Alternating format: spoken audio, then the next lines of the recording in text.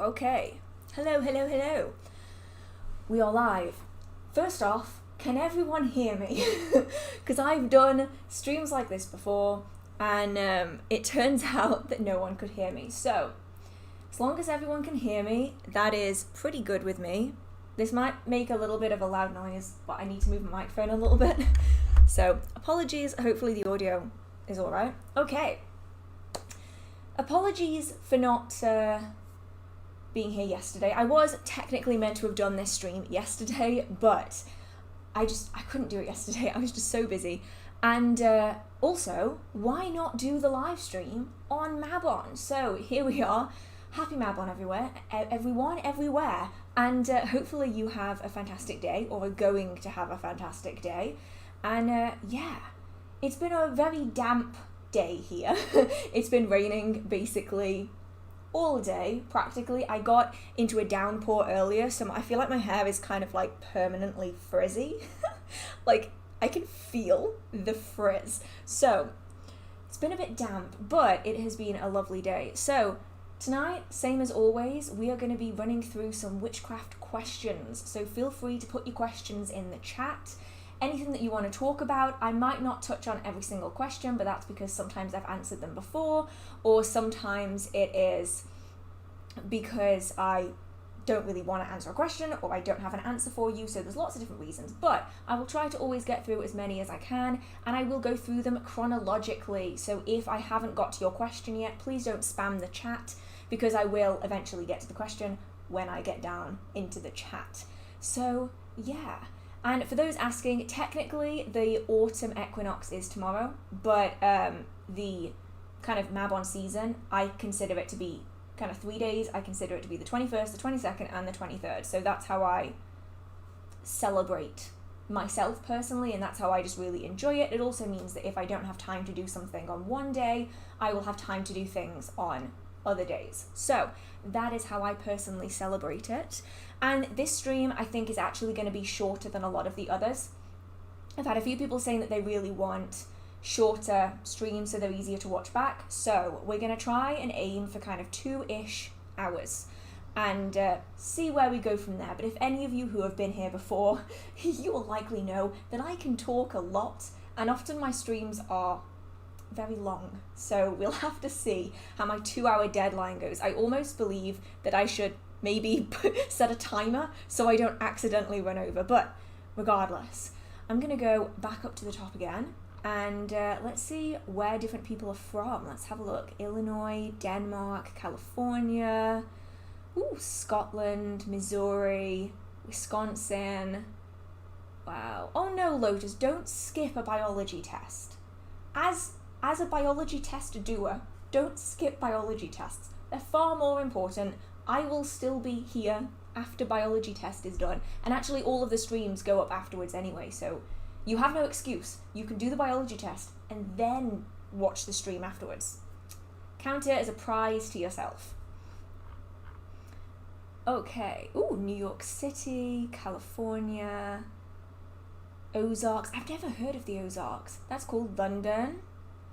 Brazil. Where's the jug of water? The jug of water is actually in the other room. I do, however, have a mug. I have my brand new Halloween skull mug, which I'm so excited about. It holds so much water.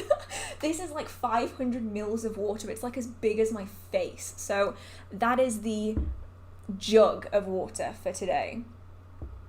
No, the long stream is better. People don't have to watch it all in one go.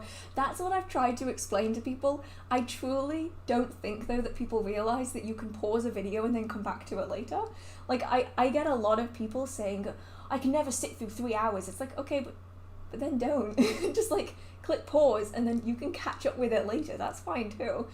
Where do I get my prints from? So, most of my prints are from Redbubble. So I don't specifically remember the artists, unfortunately, but I typically just type in like paganism onto Redbubble or witchcraft, and then these come up. Or Society 6, which is where I think a lot of them are from as well, from Society 6. So I just do that because then I get to find the really cool indie artists. The only one that's different is, I'm not really sure where I'm pointing, but the top one, it's all reversed. The top one is from a small artist, local. And so I need to find the business card for that one. But one day, if you would like to see it, I will do a witchy art tour, if anyone wants to see that, so that you can go and find the artists for yourself, because I have a lot of prints that aren't on the walls yet, because I live in an old house with really damaged walls and things just fall off. So we need an office tour. That is actually coming soon, maybe. I have one thing that I still need to do in the office, which is a giant, it's kind of like an entire wall, floor to ceiling herb storage, because I have a lot of dried plants and flowers, and so that is going to be all along one wall. But we've kind of been putting it off for months and months and months, and now it's raining again, so we'll have to see. We've got here, no, I love the longer streams, please don't make them shorter. What I'll probably do is I might end up like mixing and matching. We'll have to see. I'm just gonna go in and we'll see how long it takes me to get through the questions, because some streams are longer than others. Sometimes I go on for 6 hours, and I have to admit, that's a little long even for me, and then some of them are a little bit shorter. So I'm going to go back up now, start doing the questions before I talk for 10 minutes and not answer a single blooming thing. And yeah, let's see what people are asking today. I'm always really curious. So, okay, this one's the first one that I've come to. Can you undo a spell? Now, ultimately, it depends on whether it's your spell that you've done or whether it's someone else's. I have an entire video on how you can undo your own spell, and it's essentially the different ways of either nullifying, dealing with the energy, or undoing that working by physically undoing the items or reversing the spell that you've done. Now, I will say, I got a lot of questions on that video asking about whether you say the words of the spell in reverse order, or do you reverse all of the letters in all of the words? You can do it either which way. So if you've done a verbal spell, you would essentially reverse that spell by calling the energy back to you again, essentially the opposite of what you did to cast it. And then you can either say the words completely backwards, which is really complicated and can kind of hurt your brain, or you just switch around the order of the words. So you essentially reverse the order. So you're saying the words in English or French or German or whatever language you've done that spell in, but you just say the words the opposite way, if that makes sense. So that video is a full video. It's like 35 minutes. I apologize, I talk for so long, but there's that video, which is all about reversing your own spells. When it comes to whether or not you can undo another person's spell, you can, but it's a little bit more difficult. So with your own spells, you can stop them before they even manifest. Essentially, you nullify that spell before it creates any physical or metaphysical response. But with someone else's spell, it's a little bit trickier. So you can make sure that you have protections up, so that if someone else has cast a spell on yourself, on someone else, on an object or an item, if you are able to protect that item to stop the energy that they've sent from reaching it, you can essentially stop that working from manifesting, which is almost the equivalent of undoing it. The other way of doing it is to revert or redirect the energy after the fact. So that might include cleansings. For some people, it might be return to sender. Other people just return to anywhere. So it's not so much aimed back at a person. Instead, that energy just is deflected and it just dissipates into the ether, whatever you want to refer to it as. And that's a good way of doing it if you don't want to start any kind of energy back and forth. You know, if you don't want to end up in essentially a witch war, is what they're often referred to as, which I find really kind of cringy, but that's what they're referred to as. That can often happen if you're bouncing energy back and forth. You essentially just keep doing return to sender workings, just non-stop. And although that works, you can end up just in this like tennis match with energy. So it can be good just to return it to the universe rather than returning it to sender. That way you remove it from yourself, or you remove it from another person or an object, but you aren't getting into one of these kind of witchy fights, essentially. So there are a few options. There are fewer options, though, than if you were to do that working yourself. And then, of course, there is the chance that you might know the person, in which case you can talk to them about it.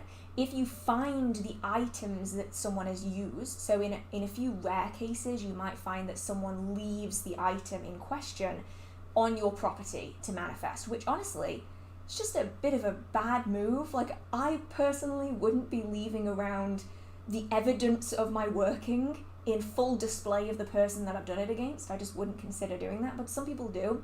And in which case you can then dismantle it carefully, but I would recommend doing some checks, some divination, some energy sensing first, because some practitioners do almost booby trap their workings so that the only person that can safely interact with them without getting some kind of energetic backlash is themselves. So just make sure you're careful, but if all is clear and your energy is sensed, there's nothing untoward going on there, you can dismantle the items as you would your own working.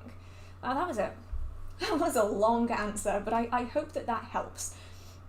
What was your longest witchcraft slump? So the longest amount of time I've ever gone without practicing witchcraft was probably when I was at university. I was doing so much work and I just really wasn't feeling it. I couldn't burn candles, and at that point I'd very much started my hearth witchcraft journey. At that point I was kind of transitioning from elemental magic and storm witchcraft, and I was a sea witch as well, and I was kind of converting into primarily working hearth witchcraft, and I really heavily relied on candles, and many of you who live in rented accommodation or student accommodation will know they usually don't allow candles. And although I tried LED candles, for the way I use candles, it just wasn't working. It just didn't work. So I ended up not practicing for maybe nearly 2 years. I think in my first year, I worked a lot in groups, and then as my dissertation started, I just didn't practice anymore. I just didn't have the time. And then when I got out again, that is when I started practicing again. So yeah, maybe a year to 2 years, which is actually a surprisingly long amount of time. It was not much fun. If I keep looking over my shoulder, by the way, it's because I'm checking on the candle. I've got to make sure that the pins don't fall out without me noticing. So if I suddenly stand up and dash over to the candle, it's because the pins have fallen out and I need to snuff out the candle. So I just have to keep checking.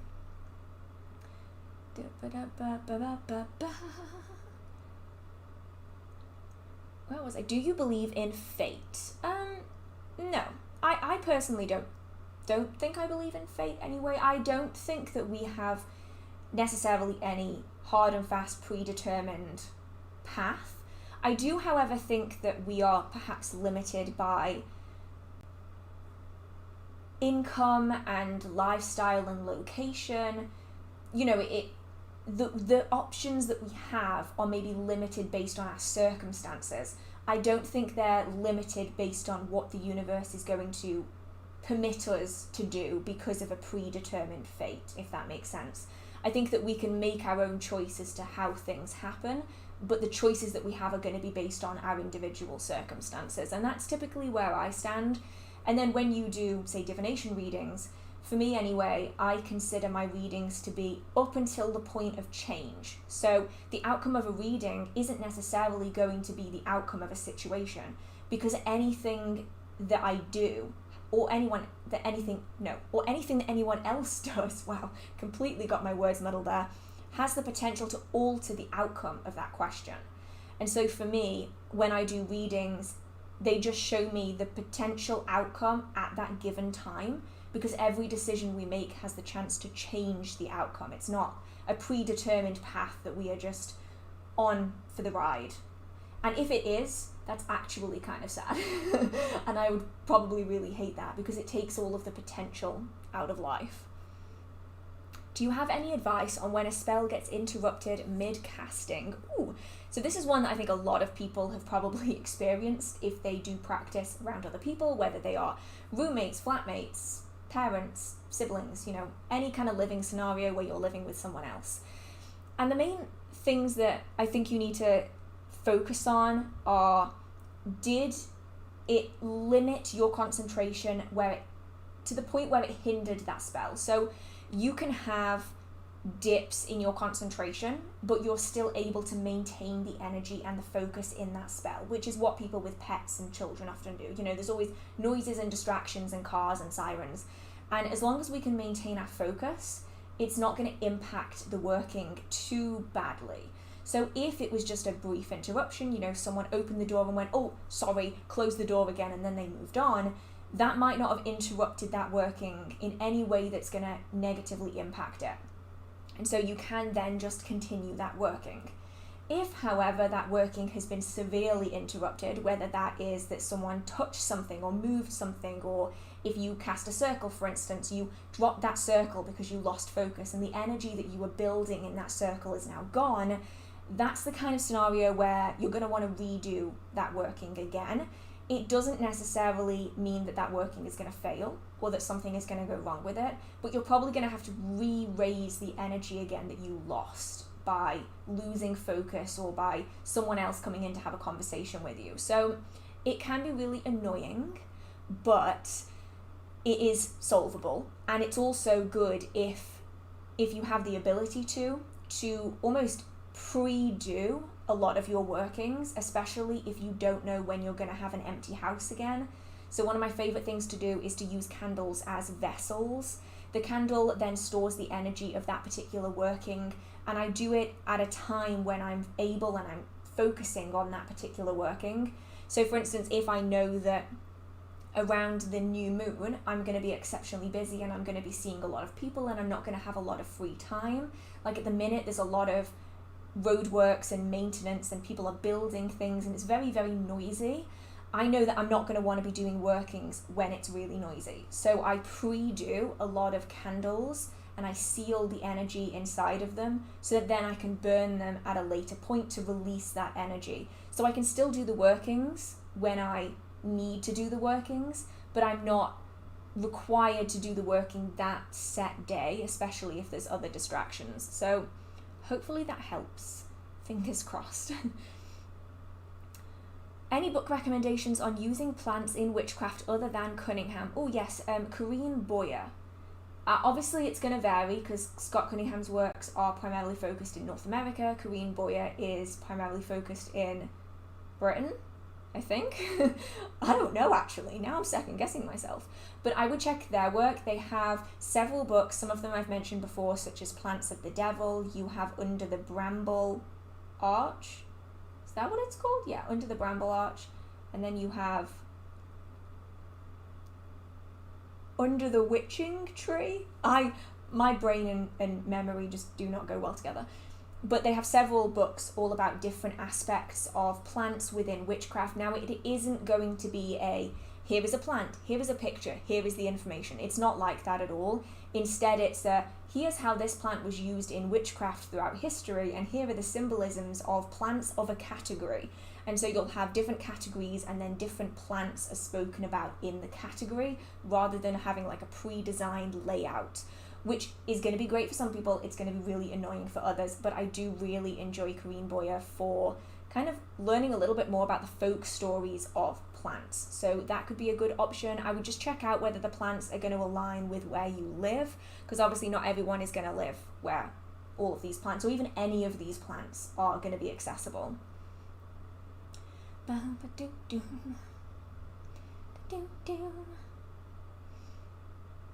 Oh, it jumped again. Oh no. Oh, good night, Lance. Thank you so much for being here. I really, really appreciate it. Honestly, it's kind of good that it jumped then. Otherwise, I wouldn't have seen that Lance had gone. So, I'm going to try and find where I was again. For those of you who are new, this happens a lot. YouTube really likes to bounce the chat around. So if I suddenly get bounced to the bottom, that would be why. Ooh. Which books rekindle the youthful excitement for your craft? So, I don't really have any set books. I often just find that reading books that I maybe aren't particularly interested in really works for me. I don't really understand how that works in any way. But obviously I have a lot of books. This is really only the visible fraction of my book collection. I have one bookshelf here, I've got one bookshelf just out of frame on the other side of the camera, and some of those books I get because I'm really interested in them, and then I just don't read them, and they sit for a while, and then when I'm in a slump, I will pick up a book on a topic that I've never had any interest in before and that I've never looked at before, and you start reading it, and it almost brings back those feelings that I had all those years ago when I found the first book on Wicca. It wasn't even really about witchcraft, it was about Wicca all those years ago. And just the excitement of reading that book. When I find topics I've never read anything on before, it really does that, because obviously when you've read witchcraft books, a lot of books tend to have a lot of the same information in them, and so it's quite unusual to find a book that I've no experience with at all. So when I do find one, those are the ones that really pique my interest. So at the minute, never really read the book or thought about reading the book, really. And it's called Raising Hell.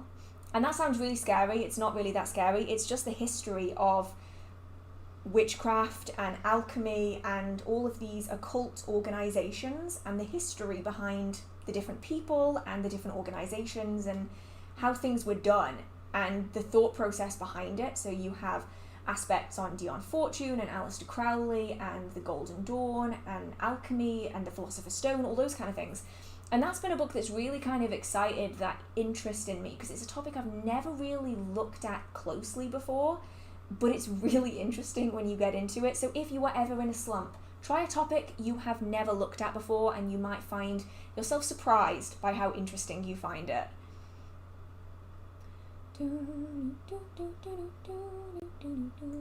What's your favourite tarot deck if you have one? So I have a few. A favourite though is a little tricky. I have a deck that will get very offended if I don't say that they're my favourite. So my Magic Manga deck, it's the first version of the Magic Manga Tarot, it's not the second. Pretty certain that it's the out of print version. That's probably my favourite deck. And I also have to say that, otherwise my deck will get really annoyed at me. For anyone who doesn't know about the Magic Manga deck, I got it secondhand and it came with a spirit attached to it who really likes the deck. And so essentially I just have to appease him, otherwise he gets really annoyed at me and he doesn't want to do readings with me. So that deck is my favourite, and it is actually probably my favourite, to be fair. It's not the one I use the most though. That deck is one that I will use when I really want a talking to. It is that deck that will slap me around the face and go, no, you're not listening to me. Here is what I'm telling you. And no holds barred, brutal, absolutely brutal readings. The one I use probably the most is actually the Rider-Waite-Smith deck. And that's because when I'm formulating my workings, or I really want to learn a little bit more about the symbolism in the cards, I find that the Rider-Waite-Smith is the one that I always go back to, because a lot of my decks are based on the Rider-Waite-Smith deck anyway. And that's the one that I take with me everywhere, because I don't mind if it gets battered. And I know that it's almost counterintuitive, because a lot of people really don't like the Rider-Waite-Smith deck. They think it's really boring, and instead they prefer these fancier, really expensive decks. I batter my magical tools. Like, I will just destroy things. I don't necessarily intend to, but I do. And especially when you're doing a lot of readings and you're taking your deck with you to different places, I find that having a deck that I can easily replace makes me feel more confident in my readings, because I don't have to worry about bending a card or dropping it on the floor, or, oh, it's a jumper card and it ends up, you know, in someone's footprint on the floor or something. Instead, it's if I ruin this deck, I can just replace it. And they're pretty affordable as far as tarot decks go, so that one's my most used, but the Magic Manga is my favourite, I think. Are there spells to get someone to leave you alone or to stop being mean to you? There are, and there's techniques that you can use. Something that I would recommend looking into is invisibility workings. Now, I want to preface this by saying they aren't going to make you actually invisible. The whole purpose of invisibility workings is instead to make you less noticeable to people who are maybe not so nice. whether you're trying to avoid a colleague that makes you uncomfortable and you've done everything that you can within the organization to fix the problem and you just want to get on with your work, or maybe you're at school and there's someone that really doesn't seem to like you and you don't know why, and you've tried everything to make it work and they just don't like you. And that's fine. Not everyone's going to like you. It also doesn't mean that you have to deal with their shit every waking minute of the day, So the invisibility workings essentially mask your energy from someone else. That way you really are less noticeable, so they can walk past a room and they're not going to notice that you're there. Unless you're standing like right in front of them, they're not going to notice that you're there. So it can take the pressure off a little bit. So I would look for those kind of workings. They usually involve energy work, so it's more about masking your energetic signature more than a spell or a ritual. You can also do binding workings, of which I've done on my channel before, so that you can essentially bind someone from causing you harm.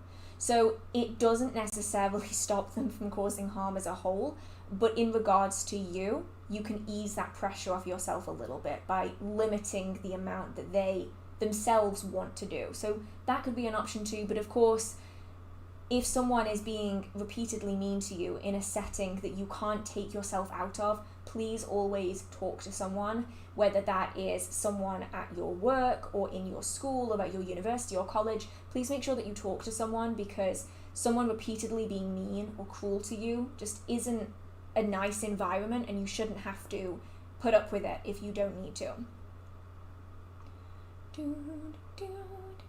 How do you get over the fear of a spell backfiring? Okay, so a spell backfire is essentially where a spell doesn't manifest in the way that you were hoping. And that can be for many different reasons. It can be because you have aimed it at you've aimed a working at someone or something with protections. So if that is, say, another person, it might be that their ancestors, their guides, or their own personal shields have stopped that working from manifesting. And in some cases, that energy can come back to you again, as it can if someone does a return to sender working, in which case the energy returns back to you and can cause problems in your life. It could be that you haven't released the energy properly from a circle or from that spell and ritual, and so some of the energy is gone, but some of it is still within your space, and so it's impacting you. So for instance, if you cast a friendship spell to help one of your friends make more friends more easily, so it makes them more appealing to people want to talk to them, people want to interact with them, so that they can help build friendships, say in their new job or at their new university.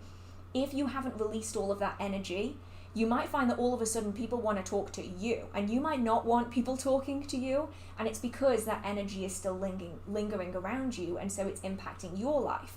That can also be considered a backfire, because it is a negative effect of a working that has not gone according to plan. And so they can be quite unnerving, but for me, I find the best way to deal with the anxiety and the stress and fear of backfires is to do everything I can to make sure a spell won't backfire. So for instance, instead of aiming a spell at a person who might have protections, ancestors, spirit guides who are protecting them, you instead aim workings at either yourself or objects and situations. That way you're not going to come in contact with a protection or an ancestor of a person who is willing to protect them. So aiming at something that's not a person is a really good idea. When I'm doing my workings, I make sure that I send out all of that energy, and any excess energy I don't keep around. I ground it back into the earth again. That way it's not sitting around me and it's not going to energetically impact me.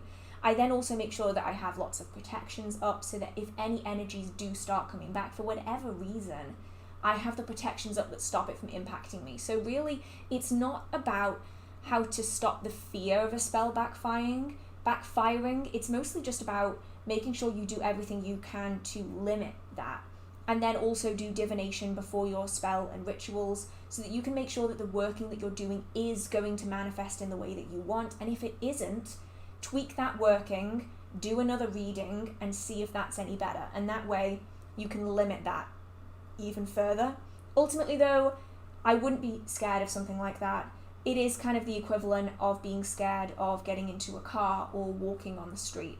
Everything that we do has dangers and has potential hazards, but that shouldn't necessarily stop you from doing the workings. It's just something you have to be aware of beforehand.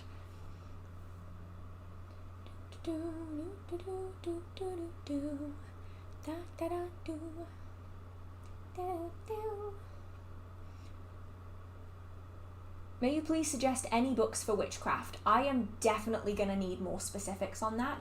There are thousands upon thousands of books on witchcraft, so if you have any specific categories or topics about witchcraft, feel free to let me know, and then I can answer that a little bit better. Tips for feeling energy. Okay, so I have done videos in the past on how to sense energy, and if you haven't checked those out and you want to know more, those videos are there, and it's like 40 minutes. All my videos are like 40 minutes of information on that. So that's a really detailed observation of it. But general tips are, don't assume that energy is going to feel the same for you as it feels for someone else. And this is something I've found time and time again, is that the way I sense energy and the way my friend might sense energy is going to be different, and how it feels is going to be different. So for me, something that is highly energized often feels very tingly. It's almost static in its nature. And that's probably because for a long time I did work storm witchcraft. And so for me, energy has always felt like static electricity. That's what it's always felt like. So for me, it feels tingly, like something electrical that I'm holding in my hands or that I'm around. If something is highly energized, it will then make my arm or my hand feel really heavy. Like all of a sudden, I'm holding a kilogram of weight in my hand. And it's strange, if I'm holding, say, like 2 crystals or just 2 pieces of rock in my hands, and one of them's been charged and one of them hasn't, one of my hands will actively start sinking, and it's this really heavy feeling. Whereas for other people, high energy might feel cold and light. It might feel hot and dense. It's going to feel differently. So if someone says that this object feels a certain way, just because it doesn't feel that way for you doesn't mean you're doing it wrong. It just means that the way you sense energy is maybe different from how someone else does. So I know of people where energy feels really light and it makes them feel really lightheaded as well in some situations. And then I know of other people who energy for them feels really hot and it's like it's burning their hands. Instead, for others, it might be cold. So just bear that in mind. And also, not everyone is going to feel strongly about everything either. I know that right now there's this massive obsession with Moldavite and how it's so unbelievably powerful and it will change your life. But it's important to remember that we are going to respond differently to different energies. So a really good friend of mine can't be in the same room as Moldavite. Even a tiny piece of Moldavite, he cannot stand in the same room as it. You have to have it locked away in like a lead box out of his sight. Otherwise, he can't be in a room. For me, you can just douse me in Moldavite and it does absolutely nothing. But stick me near a piece of agate or agate. I don't know how people say it. People say it different ways. I don't like being in the same room as agate. It makes me feel really uncomfortable. I really don't like the energy of it. Whereas my friend who can't stand Moldavite can literally be sitting in a bath of agate and he wouldn't feel a thing. So the way we feel things is going to be incredibly different. And if you don't feel something as strongly as someone else, that doesn't mean you're doing it wrong. It just means that how you experience things is different and how you respond to things is different as well. So I just see it a lot on TikTok, people going absolutely nuts over different crystals for different things. And I think people often forget different people are going to sense energy differently.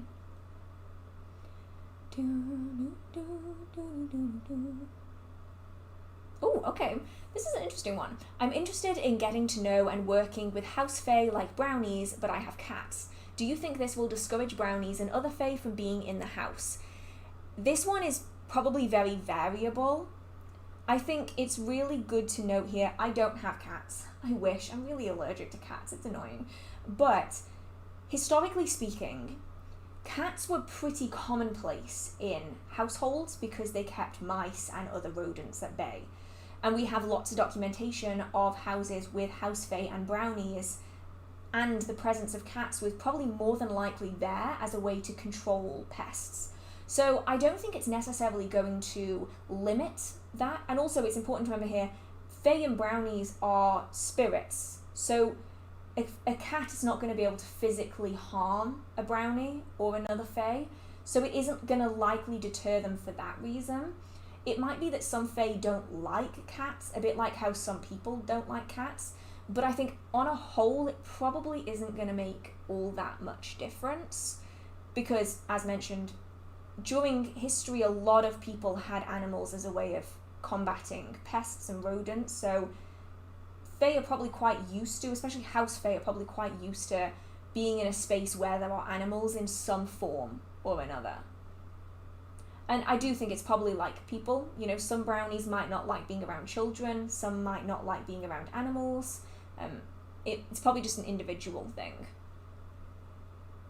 Ooh, what is your current favourite witchy book? What are you currently reading? So, I'm reading a few books at the minute. I'm trying to remember all the ones that I'm reading. I tend to read like 3 or 4 books in one go. So, currently I'm reading a book on dragons, because a lot of you want to know information about dragons, and I am not very well versed on dragons. So, I'm reading a book about dragons. Not sure about it yet. I am only 1 chapter in, so I'll let you know. That'll be in the next quarterly book breakdown. I'm currently finishing off Raising Hell, the book that I mentioned earlier about alchemy and kind of historic people within witchcraft, and that's really interesting. And then I'm also reading Under the Witching Tree. Is that what it's called? Under the Witching Tree by Corinne Boyer. I want to give that a secondary read through so that I can really talk about it in detail. Those are the ones I'm currently reading. My current favourite witchy book, though, actually isn't all that interesting.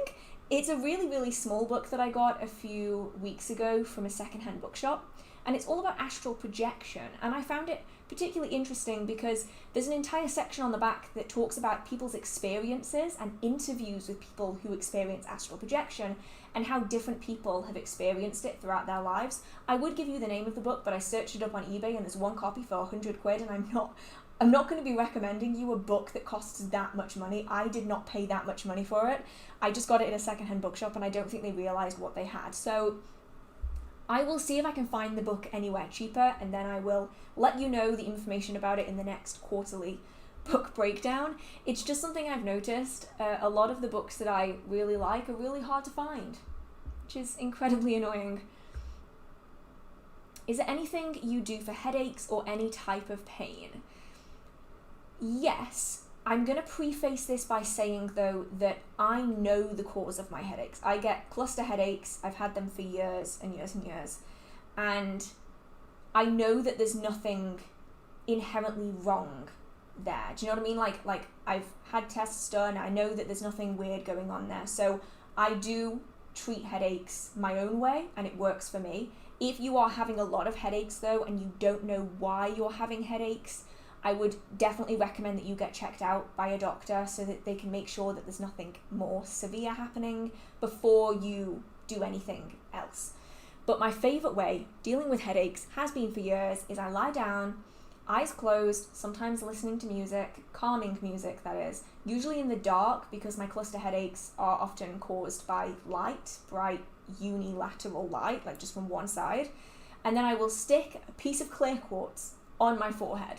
And I look like an absolute madwoman when I do that, but I found that it helps so much. Now, you might say that the crystal isn't doing anything, but if the crystal is nice and cold, it does definitely have a soothing effect, even if you don't believe in the power of crystals. So that's what I really like doing. It also allows me to just relax, because especially for any of you who get cluster headaches, you'll know it's really, really hard to relax because they hurt so damn much. So that's what I typically do. I will also carry clear quartz around if I do have any aches, pains, cramps, anything like that. I find that to be really useful. If you are going to use quartz or any crystal for this, though, I would recommend cleansing it really, really frequently, because it's not going to help you if it's all clogged up. So I would typically recommend cleansing it after every session that you do this, and then that way when you come to use it again, you don't have to cleanse it before you use it when you've already in pain or have a headache or something. But yeah, as always, please just make sure you get checked by a doctor.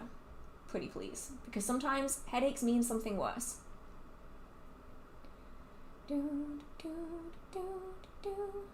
Oh, this is only one half of a thing. I'm gonna try and find the other half. The other half isn't there.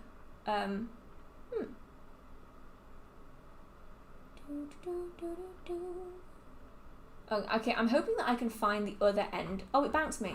Oh, that's why I couldn't find the other half. YouTube bounced me all the way to the bottom again. Well, that would explain it, wouldn't it? Gotta figure out where I was now. Here, I was here. Is the other half here somewhere? Okay, I can't find the other half. But I'm just gonna go off the half that I have. So this says, "Hi Hearth, hope you're doing well. I hoped you could help me with this. I really love the craft, but I struggle with the fact that there's no scientific proof. When doing spells, I feel silly." So this is difficult for a lot of people. The only real piece of advice that I can give is, if you still get a result, does it matter if there's no scientific proof? Because for me anyway, I get a lot of comments saying, you know, oh, it's just placebo, or you're just tricking yourself. But ultimately, as far as I'm concerned, as long as I get the outcome that I'm after, I don't really mind where it comes from. For me, I'm just happy I got the outcome that I wanted. And actually, a really good friend of mine says something that really resonated with me. He said that wasting time, what's the phrase? Oh my god, I forgot it. It's in my brain somewhere. Time spent wasted isn't wasted time if you enjoyed wasting it. Something along those lines. So basically, if you're doing something that you enjoy, and that you enjoy learning about it, and you're interested in practicing it, even if nothing comes out of it, if you enjoyed the process of doing it, and you enjoyed researching it, and you enjoyed the action of drawing things together, that isn't wasted time, and it's not silly. It's something that you enjoy doing, and you spent a bit of time out of your day doing that thing that you enjoy doing. And I think definitely in a world where everything has to be scientifically proven, we can often struggle. We often monetize hobbies that we shouldn't be monetizing. We should just be enjoying them. We often feel guilty when we're not working, and we feel like we need to work 24/7. And a lot of the time, practitioners will struggle with the lack of scientific proof. And I suppose the only thing I can say, as someone with a degree in science, is that most scientific facts aren't so much facts, they're just the current belief. They're the current thing. And over time, the facts will adjust and change as knowledge expands and broadens. So really, we don't know what the outcome will be in the end. We don't know whether witchcraft will become scientific fact or whether it will remain mysterious. But ultimately, as long as you enjoy what you're doing, that really is good enough, because you're spending your time, you're being mindful, you're calming your mind, you're focusing your energy, you're centering, and you're spending time doing something that isn't work, which even if you aren't necessarily getting a magical response, it's still enjoyable, and you're probably benefiting from it in other ways as well. I don't know if that is going to be helpful in any way to anyone, but that is how I personally process it, and that's how I started processing it. And when my friend told me that time wasted that you enjoyed is not wasted time, that really resonated with me, and it might with someone else as well. Do you have any books on domination magic? I don't know. There are books that have bits and pieces of it in. Some spell books will have little tidbits of this running throughout it. But generally, I typically avoid it, mostly because it's a lot of effort. And you can usually get the result you're after without having to negatively influence someone else. And that's not me shaming anyone who chooses to do it. It's entirely up to you. Just me personally, I find that I spend there's a lot less effort that goes into doing workings that aren't targeted at people. And you can usually, or at least I usually, get the results that I'm after when I don't target people, and when I go about it in a more roundabout way. I often find that that is more successful. So I typically don't get books on the subject, but if anyone does have any books on the subject that they can recommend on domination magic, feel free to let us know in the chat, and I'm sure that that would be useful to someone else.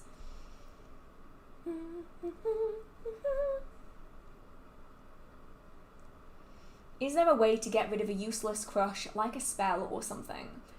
Unfortunately, not. Personally, well, in my experience anyway, crushes usually have a way of teaching us things that we can do in a protected space. So a lot of the time we'll have crushes on people that are inaccessible to us, or that we can't have any kind of connection or relationship with, whether that is a TV character or an actor or someone you will never meet. And usually they have a way of teaching us things about ourselves, about how we interact with others, and about relationships with other people in a way that is safe for us, in a way that we're not going to get hurt. So I'd say, instead of considering the crush useless, think about what it has taught you, maybe about yourself, about the way you view other people, about the way that you view yourself. And then that crush suddenly becomes a lot less pointless and useless. And over time, the crush will fade away. And at the end of it, you'll probably have more of an understanding about you and what you're after and who you are as a person and how you treat yourself than you did at the very start. So crushes are never useless. They might feel it, but they will fade by themselves. The best advice I can give is just to distract yourself. Try to find hobbies and hang out with friends and be interested in things outside of that. And over time, you'll just notice that it's not there anymore. Can you see spirits? If so, does the art we see them on remain true or near to what they look like? I can see spirits, not all the time. It really depends on if I'm searching for them, and if they want to be seen, and also how highly energized the location is.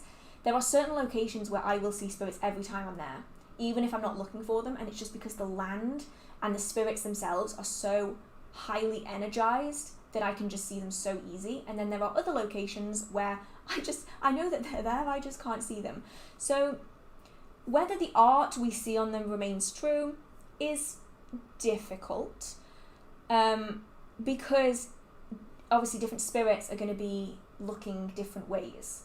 So for me, human spirits, and it's going to look different for everyone as well, because it's based on how you psychically perceive them. For me, human spirits are usually black and white. I don't understand why that is.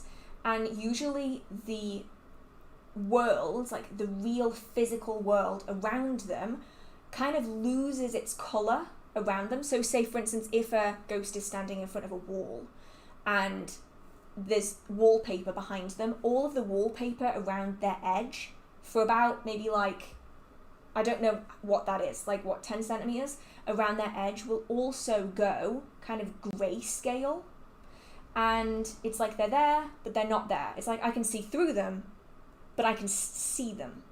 Whereas for non-human spirits, like Fae, for instance, I see them as mostly solid and in colour.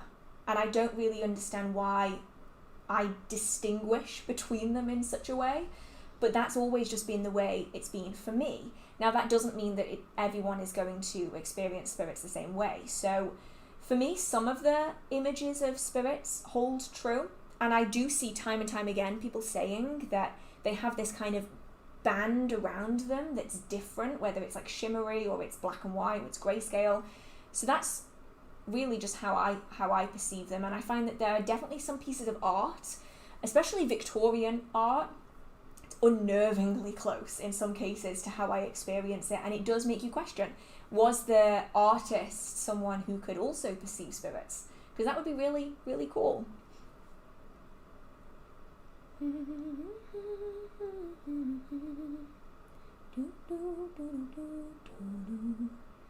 What are your thoughts on dreamwalking? Do you have any experience with it? I personally haven't heard the phrase dreamwalking.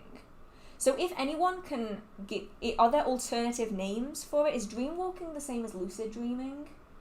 You know, where you can control your dreams and you can kind of wander around? Or is dreamwalking walking into other people's dreams? Let me know, because the term is, I don't know of that term specifically, so just let me know, and then I can figure out an answer for that one. What are spirit guides? Does everyone have spirit guides? Should I contact mine? So quite a few questions in there. A spirit guide, in my opinion, obviously it's going to vary depending on your tradition, because the same term is used to describe different things in different traditions. So for me, spirit guide is a spirit who chooses to act as a guide and a protector, or a guide or a protector in some cases. And spirit guides can be ancestors, they can be friends or family friends who have passed over who want to offer you that aid. They can also be spirits that have simply chosen that they quite like you and they want to offer you aid. And whether or not everyone has them is really going to depend. I would say that if someone is an absolutely awful person, they might not have spirit guides in the same way that other people may have spirit guides, but they might have spirits who are interested in them and who are willing to offer them aid in their own way. And whether you contact them is really up to you. I personally don't directly contact mine. When I do my workings, I will ask the spirits in the space who are around me, who want to work with me, if they are willing to assist me in that working. So I never contact them directly, but some people really do, and they have great success with that. So that one really is a personal preference as to what you want to do. I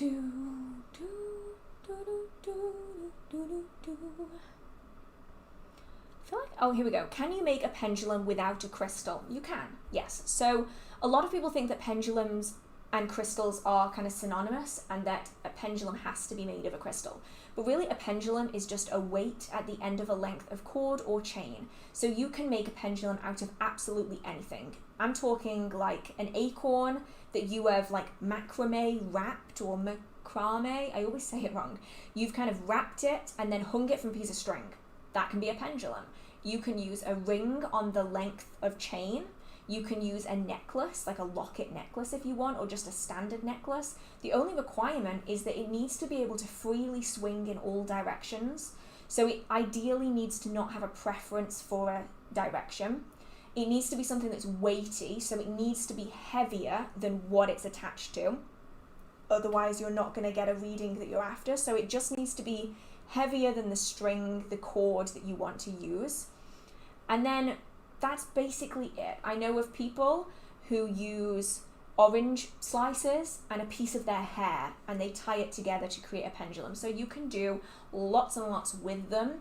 I know lots of people as well who use rings. They have like a ring that they wear daily, and they will take that off, attach it to a cord or a chain, and then they'll use that for their divination as well.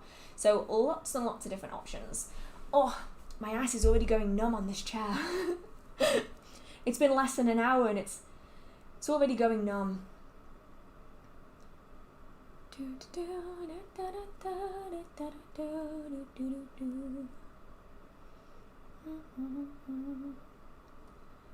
trying to figure out where I was again. You need a question wrangler. Sometimes I feel like I do, yeah. This is an interesting one. In the future, do you think that witches and pagans will have temples built for them?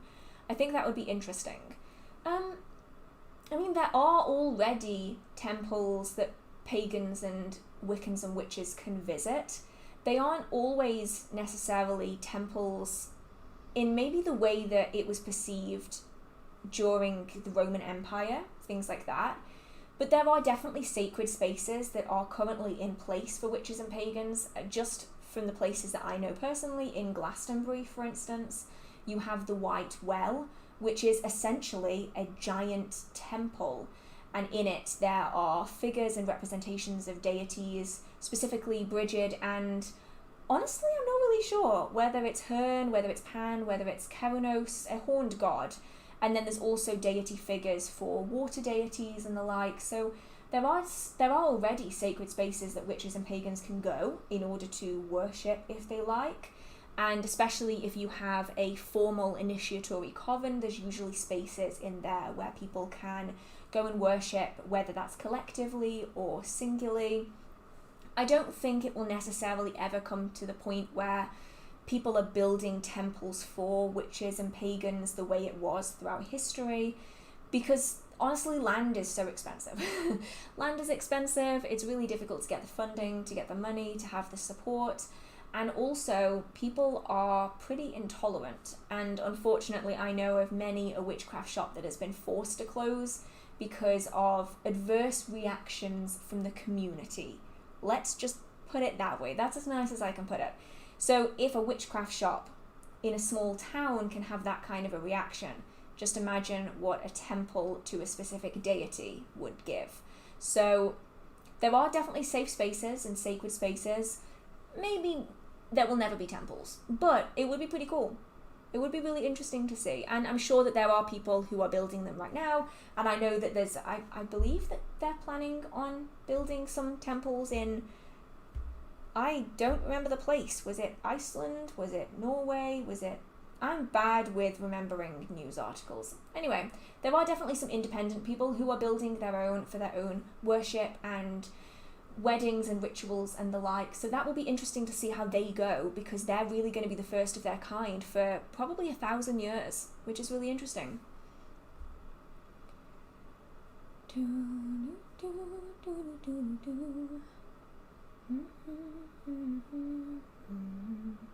What do you do when you get signs from deities conflicting? For example, when one deity is more earth and the other is more mystic. I wouldn't necessarily say that that's actually conflicting. Different deities are archetypal figures, and they're going to represent very different things, especially if we look back through history at how deities were really categorized. Most cultures and traditions had different deities to represent different things. So you'll often have a solar deity that represents the sun, and you'll have a lunar deity which represents the moon, and then you have deities of the hearth such as Brigid, and then you'll have deities of the wilderness and wild places like Pan and Herne and Keranos. And so it isn't necessarily that they're contradicting, it's more that they are just different aspects of humanity, of the world, that they are bringing into your life. So for instance, my deities are Brigid, a goddess of fire and of hearth, and depending on how you look at it, other people will include the blacksmithing and healing and childbirth and all of that into that as well. And then I also have Keranos, who is a goddess of transformation. She's a dark goddess who is associated with wisdom and sudden change and mystical transformations. If anyone knows her story from the Mabon, you'll know the entire story. And then you also have Keranos, who's a wild deity associated with nature and wilderness and raw power. And they're very contradicting, and yet they aren't, because they represent three things that I think we're all inherently drawn to: comfort, change and rebirth, and nature. And so in this instance, they probably aren't as conflicting as maybe you would think. There may be just aspects of yourself that the deities are attracted to, or that they're calling to your attention, that, hey, you might want to look into more of this, and hey, maybe try connecting with the earth and nature and plants a little bit more. And they might be pulling you in different directions as a way of kind of telling you where it is that you need to focus your energy on. So that could be something to look into if you haven't already. How do you feel about creating altars for spirits or deities in video games such as Minecraft or Animal Crossing? I think it's a great idea. Lots of people would love to have altars, but don't have the space or the acceptance in order to do that. So lots of people will make altars in Minecraft and in Animal Crossing and in The Sims, and I think it's really good. It's a part of modern witchcraft that we are incorporating things in. I mean, I don't think I've ever shown it, but I will change my iPad background and all of the icons to represent the Sabbat and the season. It's kind of a mini digital altar space that I will shift to represent the season. And it's just kind of a modern way of expressing ourselves and having a space to do that. So I think it's really cool. And I love the Animal Crossing style. So it's really like therapeutic and calm to have like an altar. And really it's just a different way of having something like an astral temple or an inner temple. There are many things that you can do to create your own inner or astral temple. It is a space that allows you to do spellwork and ritual either internally or in the astral plane separate from yourself, so it allows you to have an entire space where you can do your workings and no one else can interrupt you. And it's just a modern way of doing that. It's essentially a digital temple that you can do workings around, even if it's not physical, which I think is just really, really cool. What books do you read besides books about the craft? So I read a lot of fiction, a lot of fantasy, a lot of romance. Even better if it's fantasy and romance, smush it together and you're onto a winner. I actually have quite a few books that I'm reading at the moment that I'm kind of testing out that are like witchcraft books, but they're not witchcraft books, they're fantasy books about witchcraft, which I think is really cool. So I do read a lot of fantasy. I tend to go through massive phases. So like in January, I think I read like 12 fiction novels, which was a lot to read in a month. And then all of a sudden I'll read a whole bunch of non-fiction witchcraft books or paganism books, and I just like swing back and forth between them.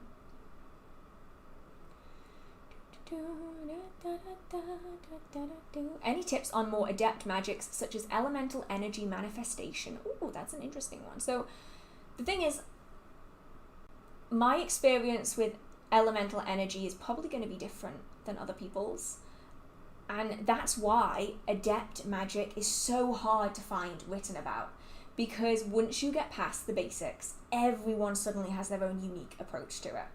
So I don't really have any great tips, which is kind of strange for me to not have something to say on a subject. And it's just because the way I do elemental magic is maybe very different from other people. The one thing I maybe will say is try unconventional techniques when working with the elements. I know a lot of people will say, well, for emotional workings, use water elementals, and for action, use fire elementals. I often find that I will work with different elementals and different elemental spirits and energies, not only for different workings than you would maybe expect, but also at different phases of the moon, at different seasons. So I'll often find, for instance, that during the Cancer season, I will work water for a lot of the workings that I do, and I will use them in different ways. So if I am by the sea, I can do both attraction workings and strong protection workings with the tide on the same day, just at different times. And I find that when working with that particular element or elemental during its astrological season can make it even more powerful. So during the Leo season, I will often work with the fire element in many different ways, whether that's for cleansing and protection or also for attraction. I'll use little candles with little flames for smaller, less intense workings, big candles or bonfires or cauldron fires for bigger, more energetic workings. And then I'll also work with the moon phases to determine whether it's going to be for removing energy or for attracting energy. And I find that doing it during the astrological season, that particular element, makes workings so much more powerful, and it's a way of adding in extra association into elemental workings, because I know as an elemental practitioner in the past, I did find it got a little tedious to always do the same kind of workings with the same kind of elements. So kind of branch out. If it's exceptionally windy one day, you can do some really strong, powerful workings with the air element, whereas a lot of people will stick to the quite delicate workings with the air element. You can really get punchy with a lot of the elements that maybe you wouldn't expect it, and you can also be delicate with others as well. So like the fire element doesn't have to be super destructive. I mean, by its nature, the element of fire is destructive, but it doesn't have to be disastrously destructive. There are ways that you can do it that allow you to have a very gentle, nurturing working. Even if, for instance, you are stoking a fire, you are working with the fire element, but the action of creating that fire, of stoking it, of nurturing it, can then be used in workings related to children and health and healing and nurturing and growing. And it's an element that maybe you wouldn't think to work with for nurturing and development, but you can in certain circumstances. So mix and match is basically all I can say. Try different things. If it doesn't work, that's okay. Just try not to insult them in the process. That's all I can say. Do you know any books about storm or snow magic? I know you said you liked storm magic before, and I have no idea where to start with that one. Unfortunately, I have never found a good book on storm or snow witchcraft because it's a very niche subject. I'm going to try and find some books on storm witchcraft because I always struggle with it. You can't really find books on the subject. For me, storm witchcraft was an automatic thing. It's what I have basically always done. I just didn't really know what I was doing. I just felt incredibly energized during that time, and I would draw on that energy in my workings.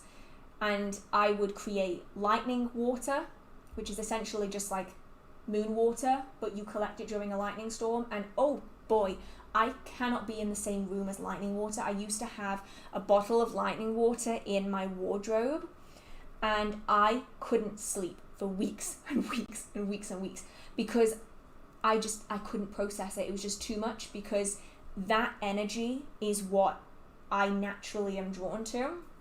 And then if you want to work with stones and storm witchcraft, try working with fulgurite. Fulgurite is what happens when lightning strikes sand, and it creates this essentially like a silica tunnel where it's struck into the sand. And I used to work with those a lot, and that's another stone item, mineral, whatever it is, that I really struggle to be around for long periods of time because it is so potent to me anyway. And then I would do workings around storms. Ideally, you want to be raising the energy during a storm so that you can draw on that later. If you can create batteries to store energy, store storm energy while it's happening so that you can then draw on it later. That's really useful as well.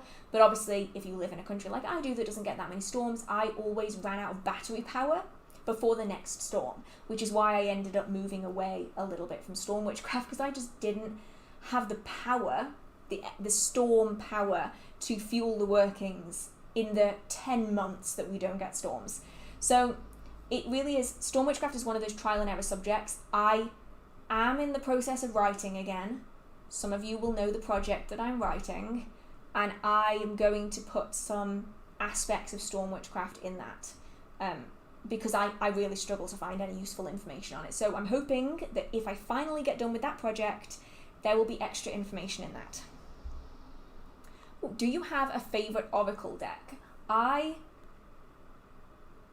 do, and it's maybe not for divination. So I have a few that I really like. One is the Green Witch Oracle, I think it's called that anyway, and it's got a whole bunch of plants and their astrological symbols, and the plants are things like carrots, cabbage, broccoli. Like, they aren't super extraordinary plants, they're just basic things that you would find in a just cottage garden in England, just like cabbages and carrots and sweet peas. And I find that a really good deck to do divination with because it's something that I can connect with. I know all of the plants in the deck, and because I know about them, I find it easier to connect with them on a personal level. My favoritist of all of my favoritist decks is actually the Living Altar Oracle, but I don't use it for divination. Now, you can use it for divination if you have big enough hands. It is probably the biggest deck that I own. It's huge. If you've seen any of my altar setups, you will recognize how big it is.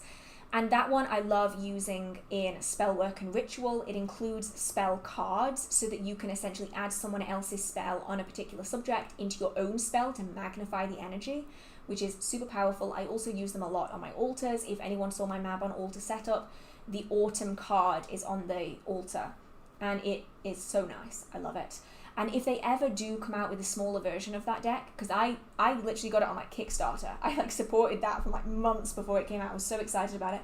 If they ever come out with a smaller deck, I will get the smaller deck because I want to use it for divination. I just struggle because they're just so bloody huge. I don't understand why they had to make a deck where each card is bigger than my face. It makes it so hard for me to be able to use it. But yeah, those two are the ones that I'm using the most at the moment. Where can I find in advance your streams are going? Wait, where can I find in advance when your streams are going? Only found this by luck. Okay, so the reason this one was so sudden was it was meant to be yesterday and I had to do it today. Typically, they are always the Wednesday after the 15th of the month. So the next one is probably going to be the 19th of October. So that is the Wednesday after the 15th of the month. That's the way they've always been. So look out for them when and around that time. Often I will post it on YouTube, and if you are subscribed and you have the bell turned on YouTube, it will tell you that I have posted or scheduled a stream to go up, and that way you'll know when it's going to happen. YouTube is, however, notoriously bad at telling people and notifying people, so it is the Wednesday after the 15th of the month. It's a little confusing. It's usually the third Wednesday of the month is when I do the streams, but that varies depending on when the Wednesday is. I hope that helps. I don't know if that actually helps, but there we go.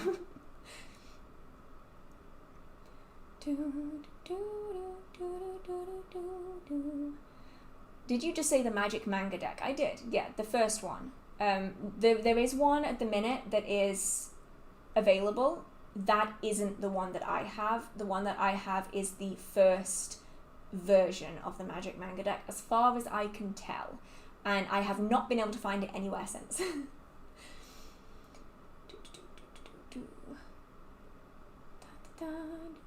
Do you use tarot or oracle cards in spellwork? I do, yes. So I will use them either as an archetype, so if I'm doing a working on a certain situation, a certain person, or an aspect of myself, I will choose a card that represents that person, situation, or myself.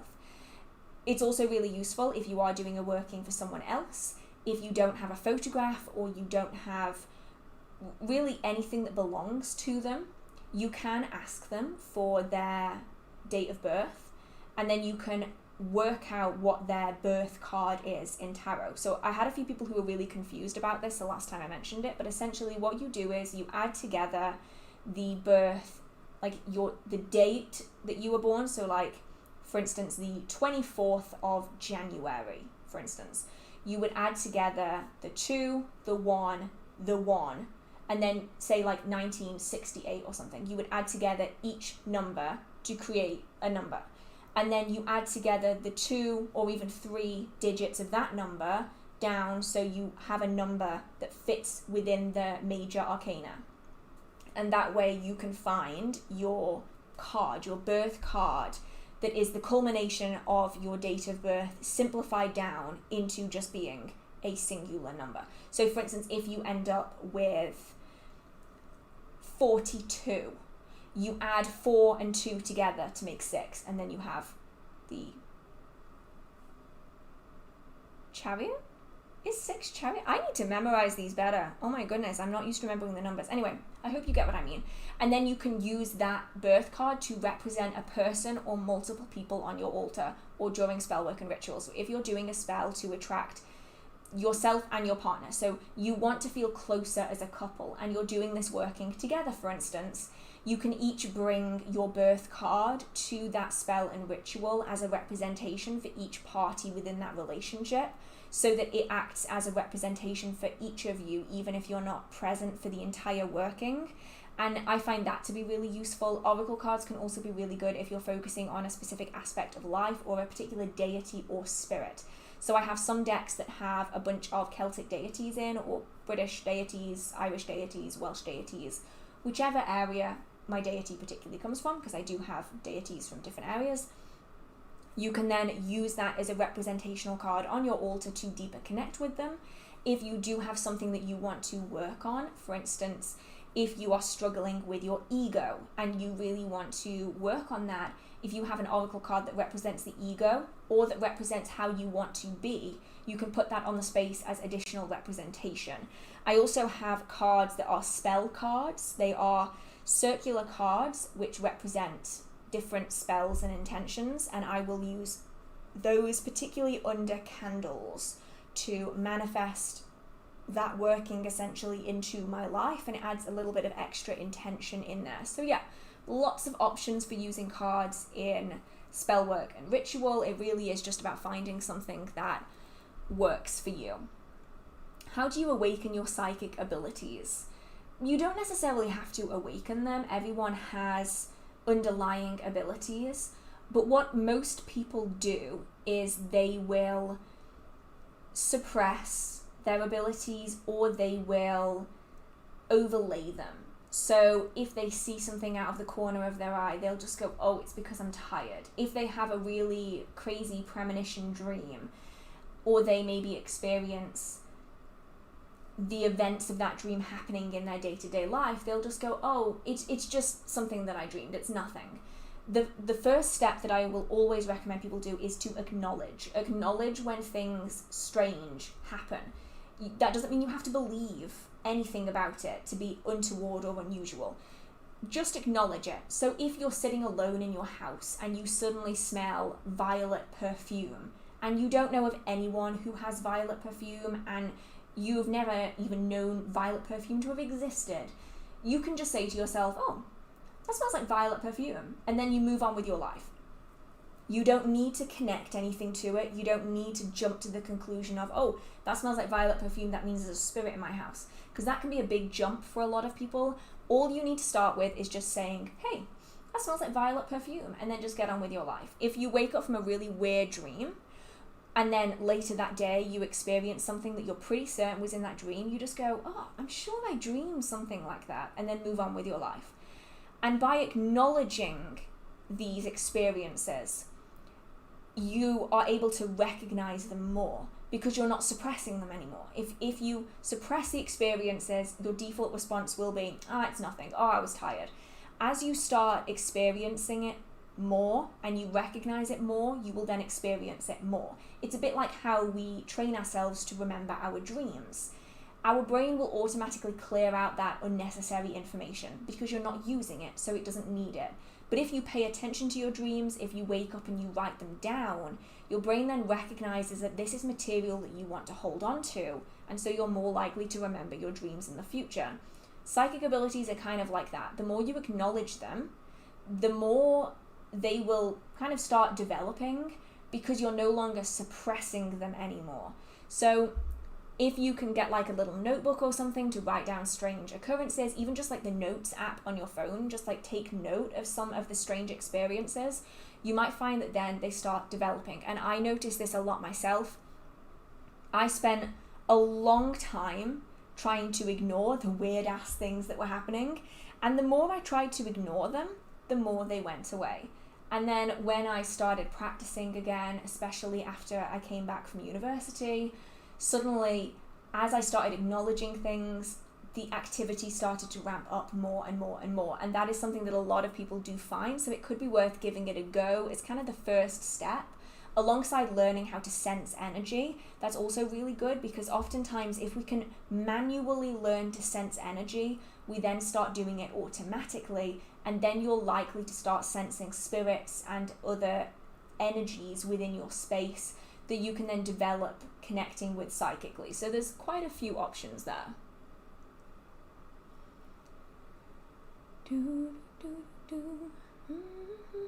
Looking for book recommendations on advanced modern witchcraft on any subject. Oh, that's a really interesting one. Also, how is your room going that you've been renovating? It is slow. Very slow. Lots of storage still needs to be added, but it's slowly becoming functional, so I'm hoping to start being able to film more videos up there. Oh, that is something that I did want to talk to you all about. What kind of spell videos would you like to see? Now, they could be spells, they could be rituals, they could be readings, they could be anything that requires essentially a table.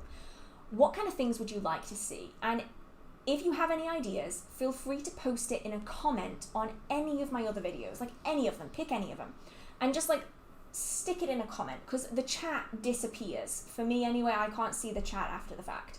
So if you want to write a comment under this video, or if you want to write a comment on any of my other videos on the kind of spell work you want to see, feel free to let me know, because I'm going to be filming a lot of spell videos going forwards, because that's something that I feel like is kind of lacking recently. So feel free to let me know. When it comes to advanced modern witchcraft, that one is a little bit trickier for me to answer, and I would love it if anyone who knows any books on this subject would post it in the chat so that everyone can get a good look at them, because obviously for me, I primarily focus on advanced traditional witchcraft, and so my kind of genre isn't quite going to fit with this. So if anyone has any ideas or any book recommendations for advanced modern witchcraft, let us know.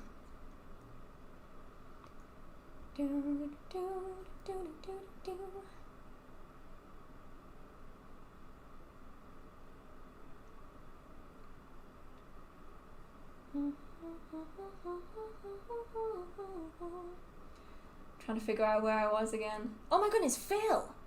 I completely didn't know that you were here. Thank you for turning up even though I gave you absolutely zero notice. Thank you. Yeah, I did not give Phil any notice whatsoever. I don't think I gave any of my mods any notice whatsoever. So honestly, I'm very grateful that any of you turned up. So thank you so much. Massive thank you, by the way, in advance to all of my mods on here and on Discord. Like, damn, they work so darn hard just to support the community, and that really means a lot to me.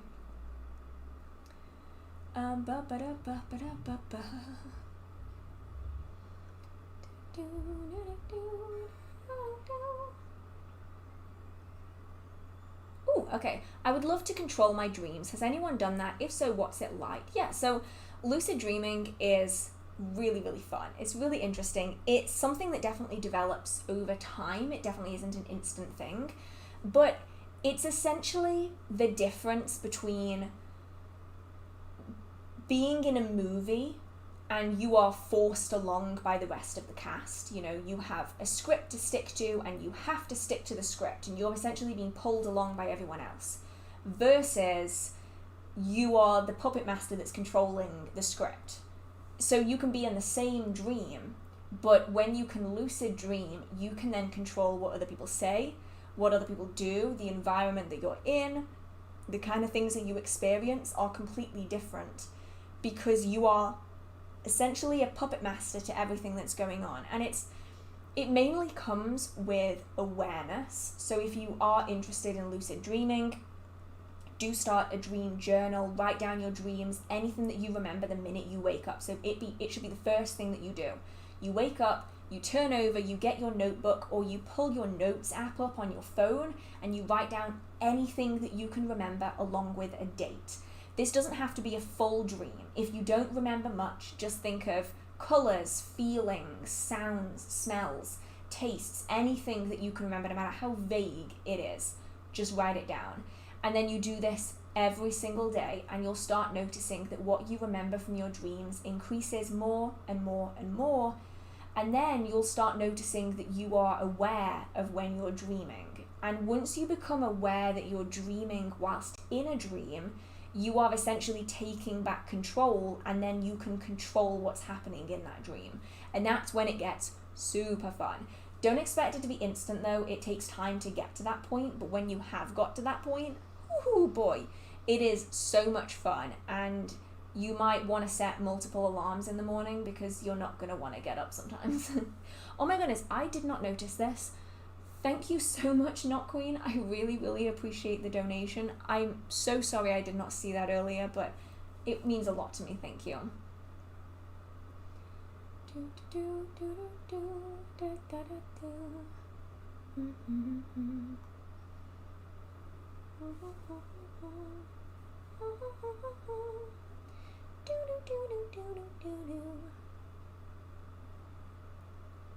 Like when it's dry in the winter and you shock yourself turning on a light, that kind of energy. I think this was in reference to how I sense energy.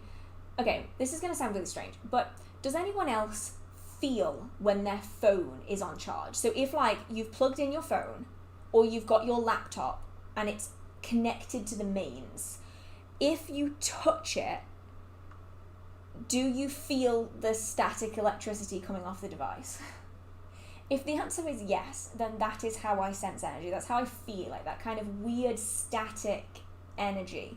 If you don't feel that when you touch a device when it's plugged into the mains, then I don't know how to explain it, and I'm sorry, because that's something I've always just experienced, and I do it with everything that is plugged into electrics. Yeah, so if you've ever experienced that, you'll know what I mean when I say that that's how I sense energy. I'm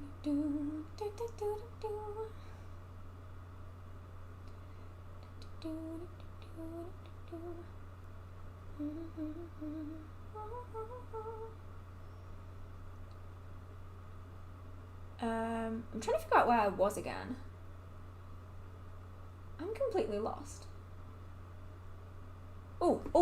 Okay, here we go. This is one that I can answer. I recently ended a relationship with someone and I still feel him in my energy field. What does this mean? It usually means that you simply have energetic ties that have not been cut. And here is where I plug my video on energetic cord cutting. Oftentimes, especially when we are very close to someone and we've been in a relationship for a long time, and even if it hasn't been a long time, if it is intense and it's highly emotional, whether for positive or for negative, if you've made commitments to one another, whether they are legally binding or not, those energetic ties will stay with us even after a relationship is over. They essentially become woven into our energy fields. And we don't always want that when we're not around someone anymore. And in comes the idea of cord cutting. Cord cutting is a kind of spell or ritual that is used to break energetic ties that are left behind after you've already separated from someone. So a cord cutting isn't a breakup spell. They aren't used to separate two people and make them hate each other or anything like that. A cord cutting is used to remove the energetic ties that are unnecessary anymore. So if you've had a breakup and you aren't going to rekindle with them and you don't want that influence in your life, a cord cutting essentially breaks the ties and sends the energy back to the individual parties so they're no longer connected. I have a full video on cord cutting that is a working of how you can do it yourself so that you can do that if it's something that you would like to do. But yeah, if you've come out of any kind of relationship, whether that is a friendship, a familial relationship where you're not wanting to be in contact with a sibling or a parent anymore, and you're really resolute in deciding that you don't want to be dealing with that anymore, then cord cutting can be exceptionally useful.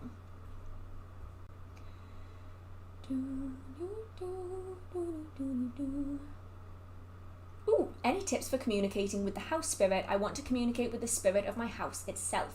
This is really interesting. Ooh, I get to deep dive on this one. I'm excited about this. So, I recently listened to a podcast. I've forgotten what the podcast is. If I remember it, I will have to tell you. I don't remember the names of these things. And they were talking about this subject and they spoke of something very interesting. So, there's a few different ways that you can communicate with the home.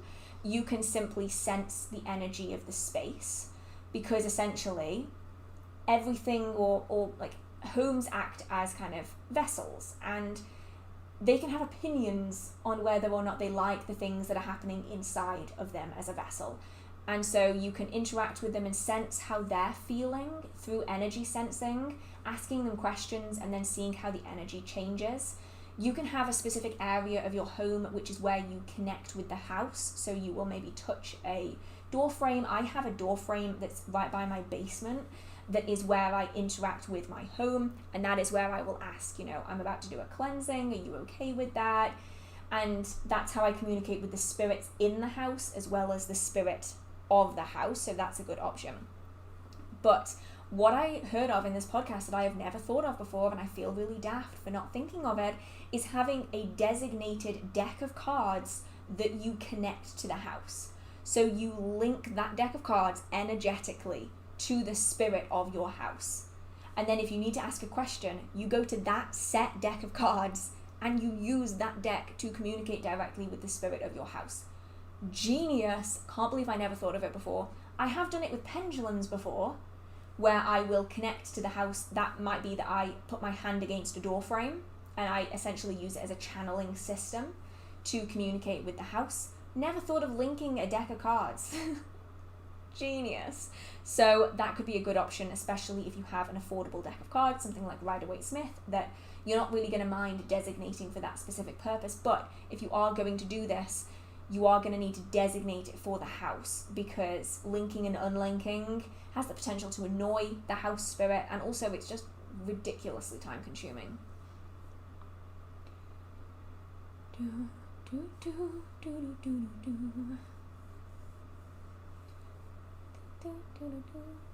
Do you watch the new Game of Thrones series House of Dragon?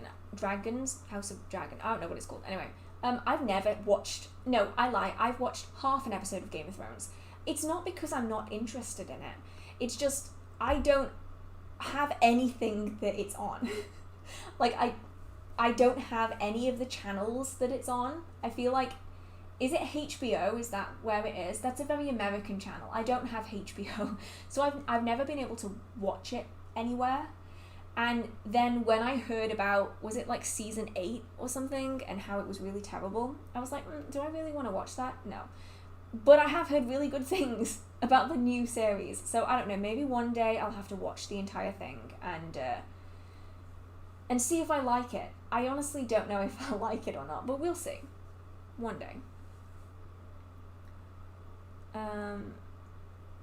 What's the title of the book about dragons? I don't remember. That's why I didn't say. I know that it's by D.J. Conway. Is it called Dancing with Dragons? I have heard mixed things about the author. And so far, I'm only a chapter in. I can't tell you whether it's good or bad. I'm going to need to read more than one book on dragons to be able to tell you whether it's good or bad. I mean, it's fine. Would I rush out and buy it? Maybe not, but I will let you know when I get to the end.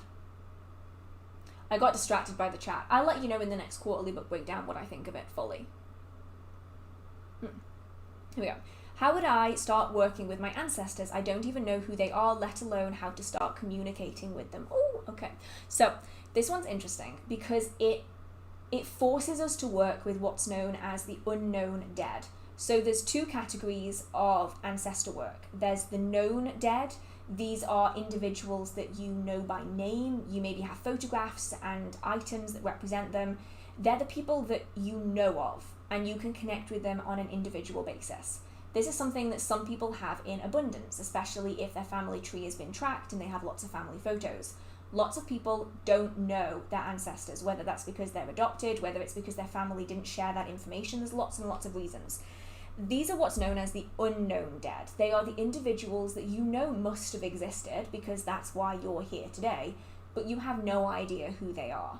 And to work with the unknown dead is slightly different. So working with the known dead involves having photos and names and items that represent people on an altar space that you can then connect with through divination, through dreams, through trance work and meditation. But when you're working with the unknown dead, what do you add?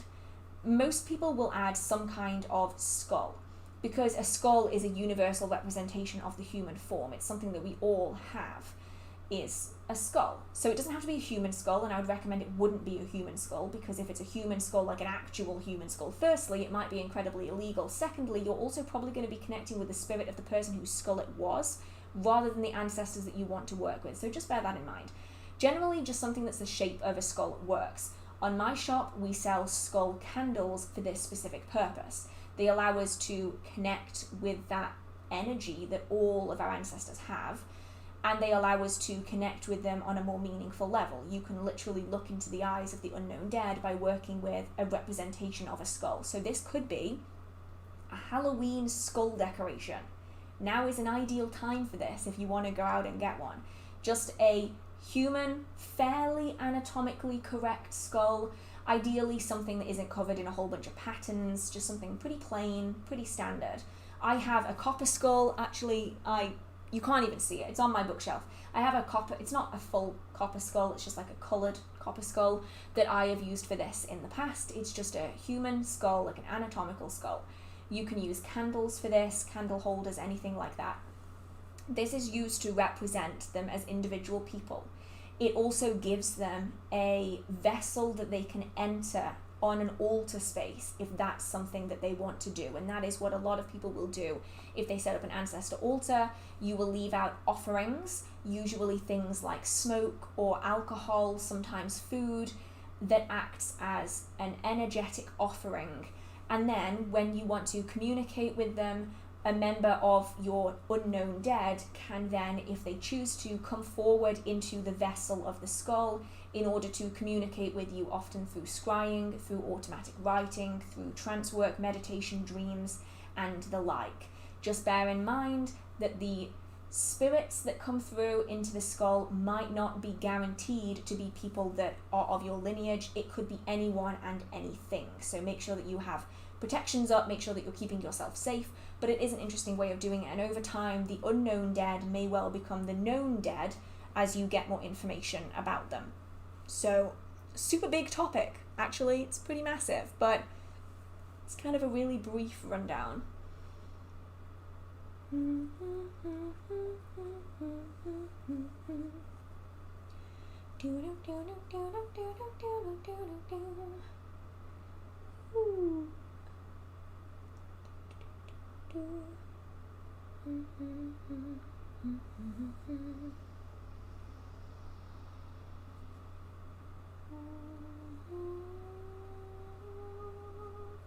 It bounced down to the bottom again. I'm gonna have to go all the way back up again. Okay. Just keep scrolling, just keep scrolling, just keep scrolling. I have literally no idea where I was. I think I was up here somewhere. I think. Was I?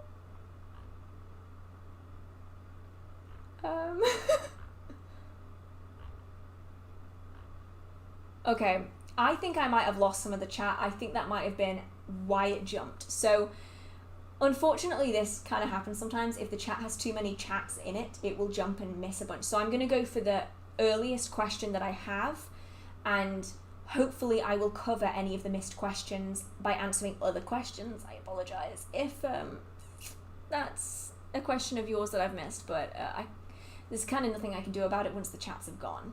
Yeah, oops. What's the best way to start studying runes? I remembered you mentioned that you've worked with runes a lot. For me, it was working with them.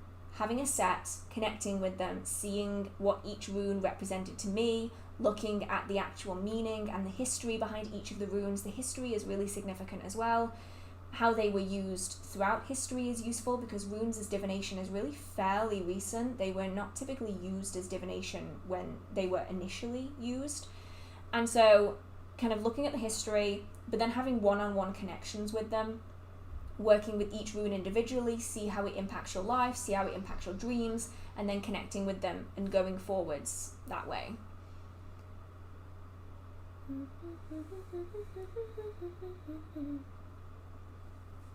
How do you know that your love spell is working, or how do you bind successfully? So the best answer I have for this is you'll know if your spell of any kind is working if it manifests. And if you are doubting that spell, it's less likely to manifest because you are questioning your own ability and the potential for the outcome. So generally, do a working, try not to focus on it. As long as you've directed enough energy and it's something that can manifest, like it's likely to manifest, then you will know that it's worked when you see the manifested results.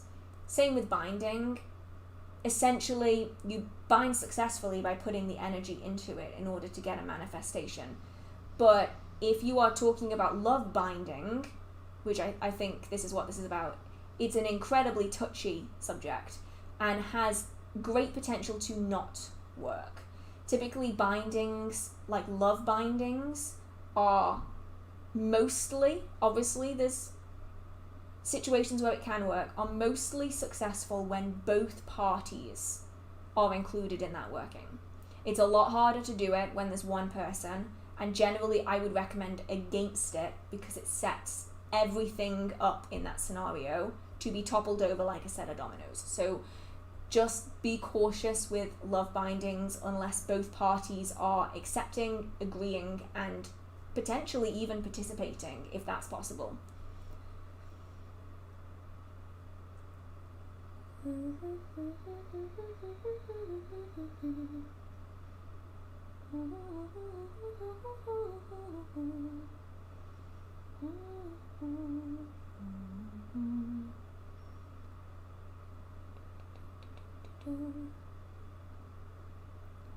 Trying to figure out where I was again.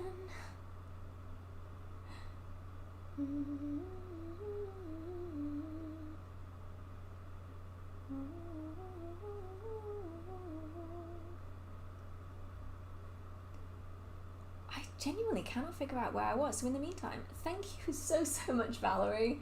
Your support is absolutely phenomenal, and I do very much appreciate the dedication that you have to supporting this channel. It means a lot. And thank you so much, bro Yannick, I think. Earth, Air, Fire, Water, and Ether. Any books that you would recommend on solar magic? Oh, that's an interesting one. I actually have not read. I will just try and get up the book that I'm after on solar magic. There's one book that I'm really interested in, and I haven't read it. But I think it's this. Is it this one? No, it's not that one. Oh, watch me not be able to find this book. I'm hoping that this isn't messing up the stream as I'm trying to search for this. Solar magic books are actually really hard to come by because there's just not that much focus on it. There's so much emphasis placed on like lunar magic that solar magic really does kind of get pushed to the wayside. Just gonna have a look on here, see if I can find it.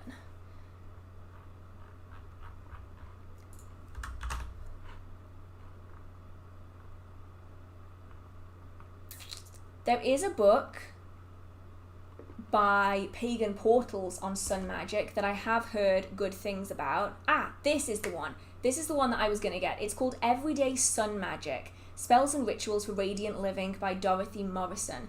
This was the one that I thought looked really interesting for what it was. And it talks about how the sun can be used as a viable magical tool, in-depth information on the sun's cultural and religious history, its energies and phases, including rainbows, solar eclipses, solar storms, and so on, and how they can be applied within magic, as well as astrological implications. There's over 140 chants, affirmations, and rituals which span 89 different categories so that you can always find something that you can work with.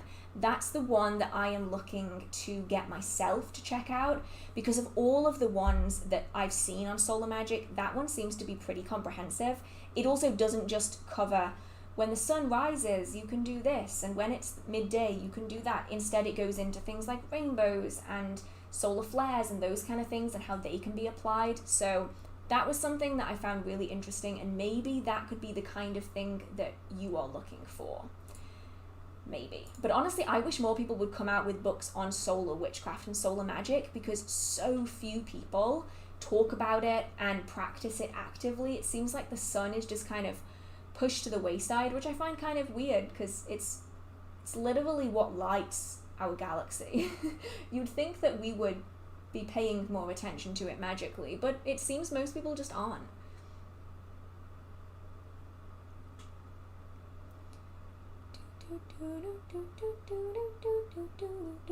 What kind of wood makes the best staff? That entirely depends on what it is that you are after a staff for, I suppose. Many people have proclaimed the use of blackthorn as a staff that allows them to see ley lines and fairies and spirits. Other people will use oak or apple for different things. And really, I think it comes down to what you feel most drawn to, what you want to work with the most is really what I would say that you should use and be drawn to, and also just take into account the historical and spiritual implications of them. Many people say to never cut a hawthorn because it can lead to negative interactions with spirits, so just bear that in mind as well.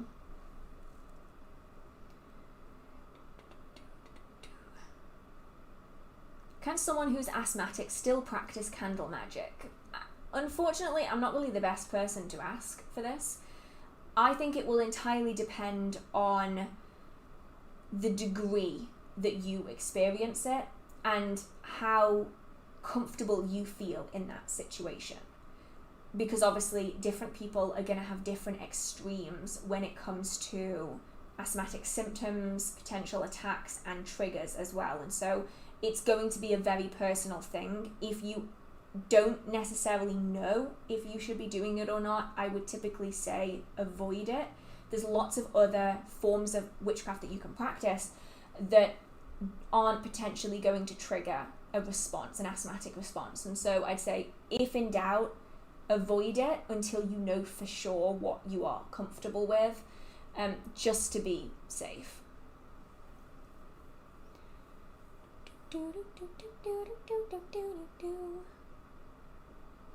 Oh, it was Iceland that was building the temple. That would be why I thought of it first then.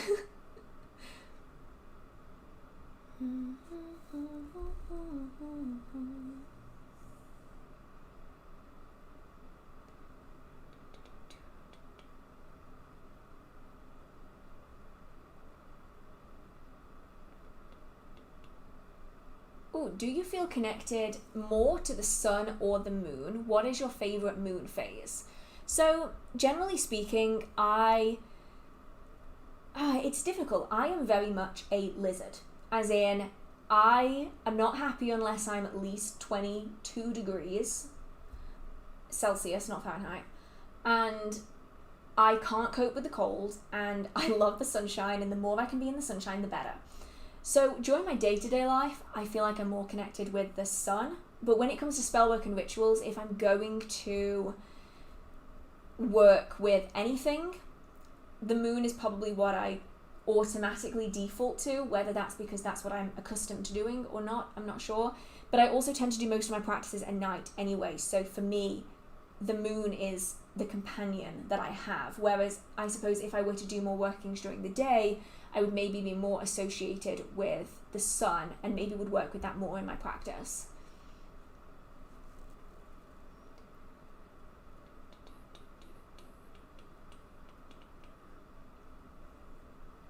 Trying to figure out where I was. And I'm just failing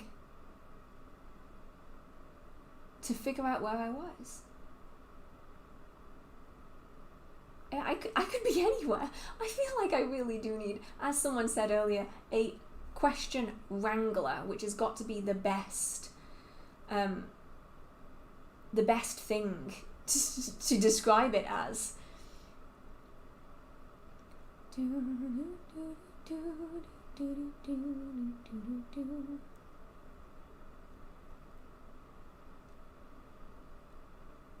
somewhere around here. What is black, white, and orange butterfly wing as an omen? It probably isn't an omen at all. It's probably just a butterfly wing.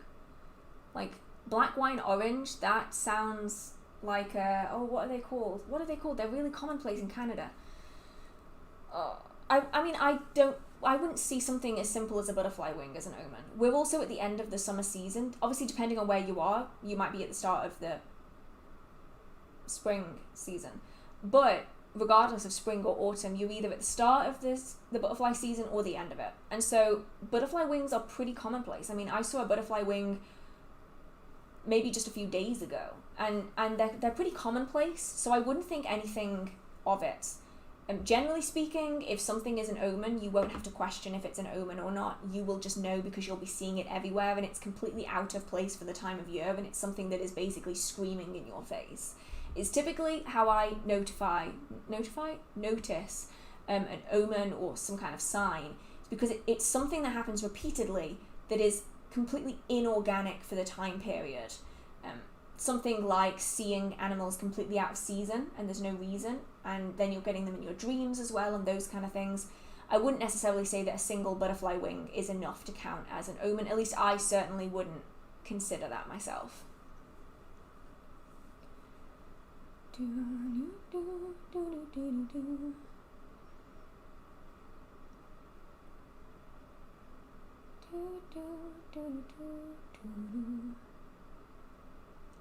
genuinely cannot figure out where I am again.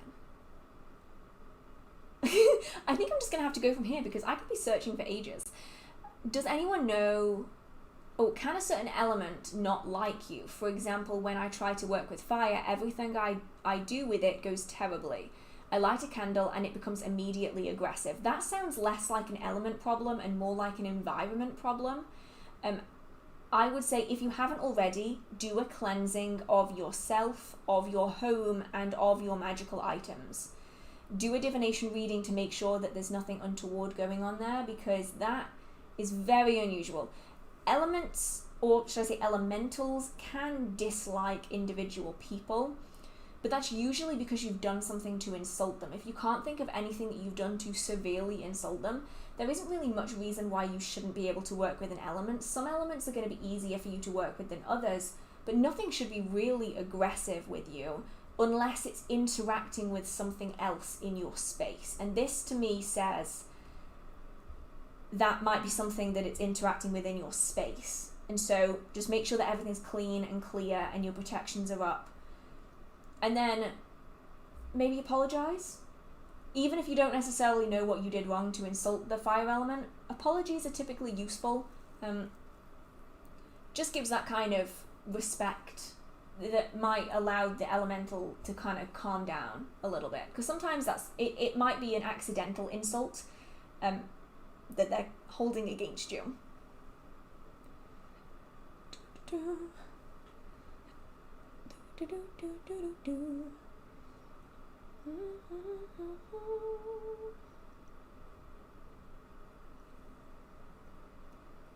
How do you know if you have a trickster spirit reaching out to you? Okay, so there's kind of a few different ways that you'll notice this, and it ultimately depends on how that trickster spirit is wanting to show itself. So there's kind of two main ways where this will go.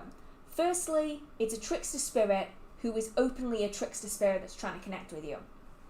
In which case, they're being surprisingly honest for a trickster spirit, for one. You're quite lucky, usually trickster spirits are not that honest. And they'll usually kind of mess things up. So they'll maybe interact with you one day, and then the next day they'll be doing things the polar opposite of what they did the day before, and they're kind of bouncing backwards and forwards and you don't really know what's going on with them. That's often trickster spirity, because they really don't like giving you anything straight to the point. They like giving you things in riddles and backpedaling on things and crossing themselves and essentially driving you up the wall with what they're trying to say to you. You might find that things are going missing, you might find that things aren't going right for you, and you might get strange dreams and strange smells and even things that you maybe actively don't like. So you might have made a comment earlier in the day to say that you don't like cinnamon. Like, oh, you know, someone might ask if you want a cinnamon roll and you're like, oh no, sorry, I don't like cinnamon. And then that night, all you'll be able to smell is cinnamon. And you don't know why, because you don't have cinnamon in your house, but it may well be a trickster spirit who's like, she said that she didn't like cinnamon, therefore I'm going to make her smell cinnamon every waking minute of the day till she interacts with me. That's the kind of thing that I would expect from a trickster spirit who's being openly trickster-y. But most trickster spirits aren't openly trickstery. They will instead try to be something that they're not. And this is where you have to have a little bit of sleuthing. So you might find that a deity suddenly reaches out to you. Except when you do some research on deities, and it's why I always recommend, if a deity reaches out to you, do not blindly agree to work with them. Do your research on that deity. Make sure that the mythology and people's interactions with them lines up with what you're interacting with.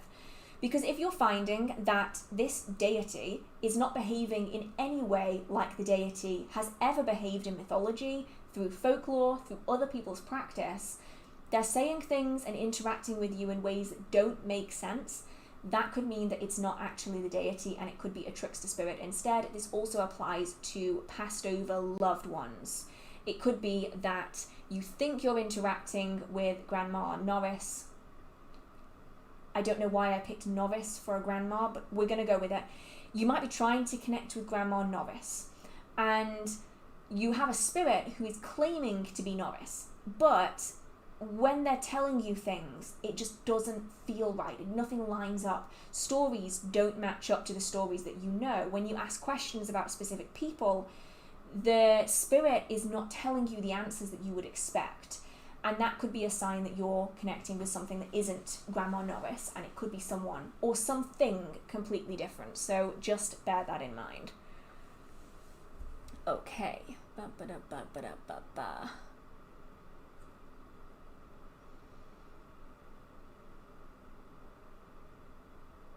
I'm so confused by this one. Mostly because I don't understand what the connection between the two of them is. What's the difference on a fairy witch versus a house witch? this completely threw me. I was not expecting to be comparing these two, mostly because they aren't related really in any way, shape or form. A fairy witch is a magical practitioner who primarily does their workings with the fae folk, and the majority of their practice works with individual members of the fae who have formed a connection with the practitioner and essentially works through the fae. A bit like how you might be a goddess witch, for instance, if all of your workings go through a specific goddess. A house witch is a magical practitioner who primarily works in the home for the people of the home.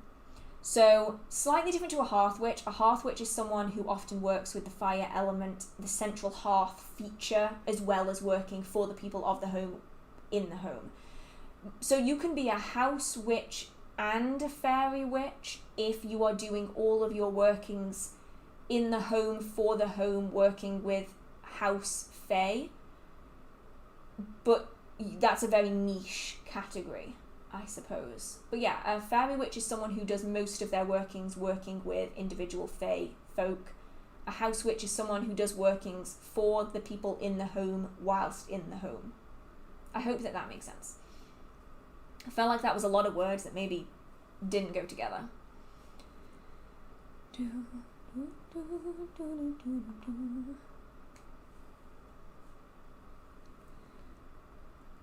I know I said that I was only going to stream for 2 hours, but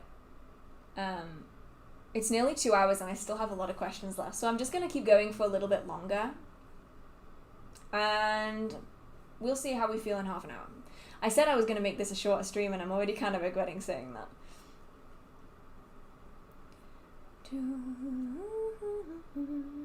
So I'm going to just reiterate what I said at the very start, and say that I answer the questions chronologically. So if you are not seeing the questions that I'm answering, it's probably because I'm about half an hour to an hour behind you in the chat. I do this so that I can fairly respond to everyone's question as best I can, so that I'm not missing great chunks. Also, I'm not always necessarily going to answer every single question, especially if I've already answered it or I have a full video on the topic, or I just don't know the answer, because there's nothing more boring than someone sitting there going, I don't know, I don't know, I don't know, I don't know. And I don't want to be like that. So if I actively don't answer a question, it's either because I have a video on the subject or I simply can't give you any kind of answer at all, because I simply don't know.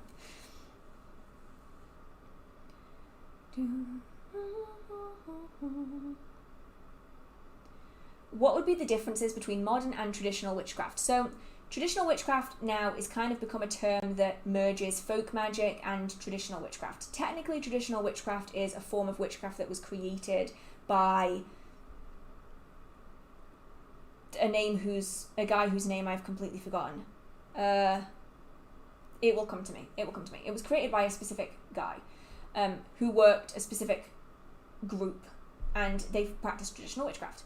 Nowadays, traditional witchcraft is kind of a term that's used to describe folk magic. So magic that was done historically and has tradition behind it because it was passed from one person to another to another to another. So the difference really is that modern witchcraft is modern ways of practicing witchcraft. It is usually individual, suited to the modern age, and often has no legacy behind it. It is something that has essentially been created to suit the time.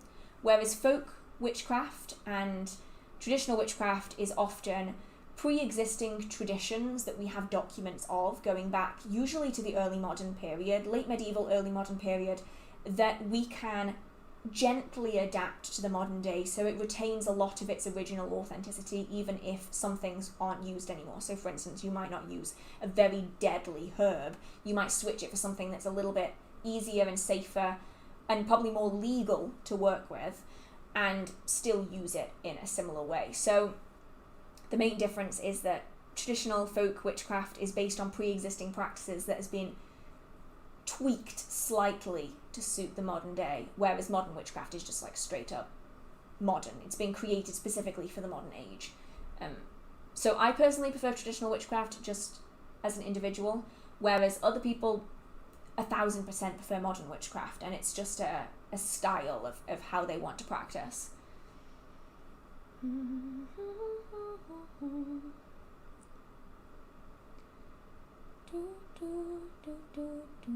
Do you have a favorite herb to work with? I have quite a few that I will use a lot.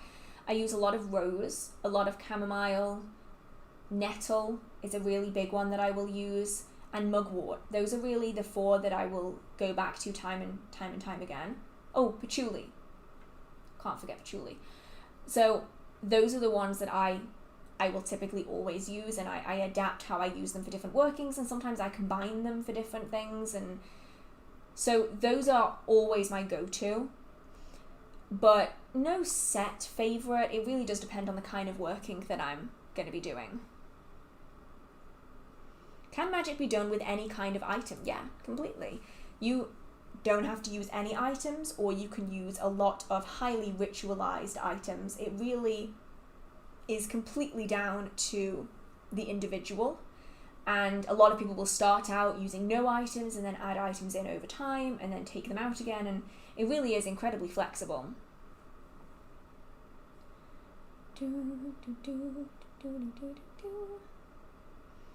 What do you know about necromancy? I know that it's very highly misunderstood, and that a lot of people don't actually know what it is. Like, I truly have had conversations with people to this day who thinks that necromancy is raising the dead, as in like bringing the dead back to life again.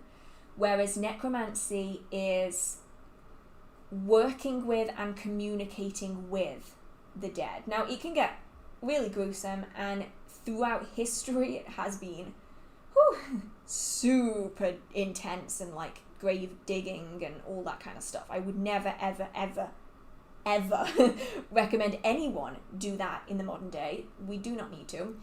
But it's essentially just working with, communicating with, and connecting with the dead. And that can be for divination, it can be simply for communication, or it can be for magical practice as well. Do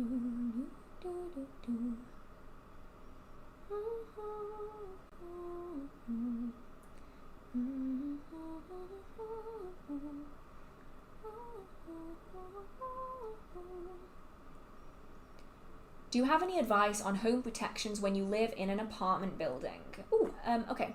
So doorways and windows are gonna be your best friend, really, because you're not gonna be able to do like outdoor protection rituals unless you want to waste your time protecting the entire apartment building and everyone in it, which I'll be honest, maybe it's the Slytherin in me, but I'm not going to waste my time doing that.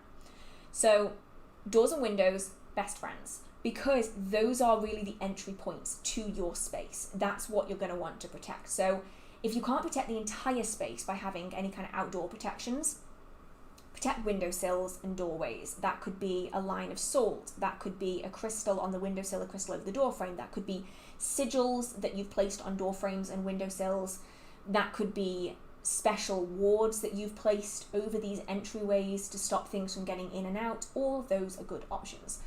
You can then also protect the space from the inside out. So rather than putting your protection items on the outside, you put your protection items on the inside. One common way of doing this is to place 4 mirrors facing outwards. So they would essentially be facing into the wall, and you place them in the 4 corners of your home. So you could do, and as I probably would do, the 4 cardinal directions. You place a mirror, small craft mirror, it doesn't have to be a big thing, it can just be a little thing. You place it facing the wall as though it's looking out of the property, and on the back of each of the mirrors you can draw a protection symbol that is then charged and energized. That then will repel or bounce away any negative energies and spirits who are trying to enter your space that way, as well as having protections on entryways. So those are just a few options that could be useful, especially if you can't protect the outside of a property.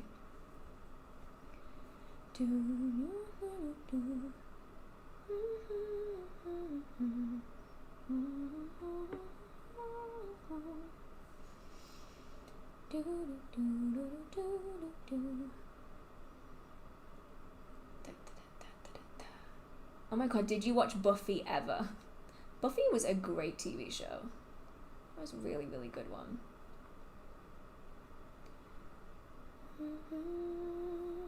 I have a feeling it's gonna jump any second, so we will have to see. Yep, there it goes. I knew it!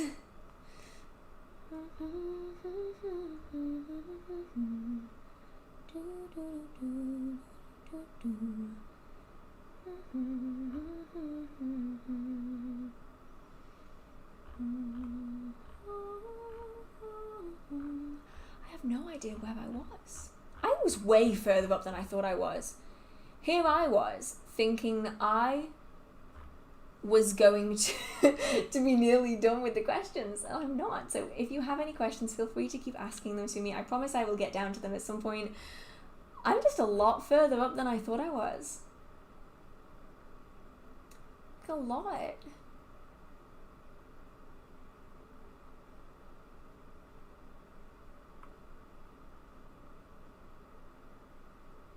Okay, so this is a question where I have questions. So this person says, I just hexed someone. How do I know if I got bad karma, and how do I prevent karma from happening? So firstly, might be something to think about beforehand, you know? More of a mitigation is better than the after effects, you know, dealing with it afterwards.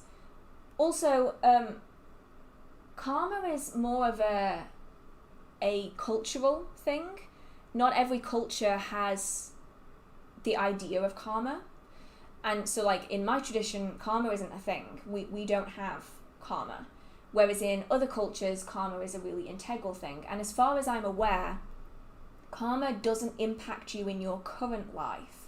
Karma is something that you would experience in your next life. Let me know, anyone, if I'm wrong on that, but that is my understanding on karma, is that it's not like instant karma. You know, people say like instant karma, or like karma's a bitch, or mostly, as far as I'm aware, karma affects you in the next life, not your current one. So it's your actions in this affects the next. And really, that's why hexing is so questionable for a lot of people, because depending on your cultural beliefs and your traditional beliefs, it's going to vary the potential dangers of that. So unfortunately, I can't really speak too much on whether your karma is going to be impacted from that working, because I am not of a tradition that works with karma. So I don't have a first-hand experience of it the way that other people do. So I don't really know, honestly. And I would say reach out to someone, if you can, who does work with karma and is of a tradition that does deeply connect with karma, and they will probably be able to give you a more rounded answer on how you can avoid it, if you can avoid it, and the kind of impact that it might give.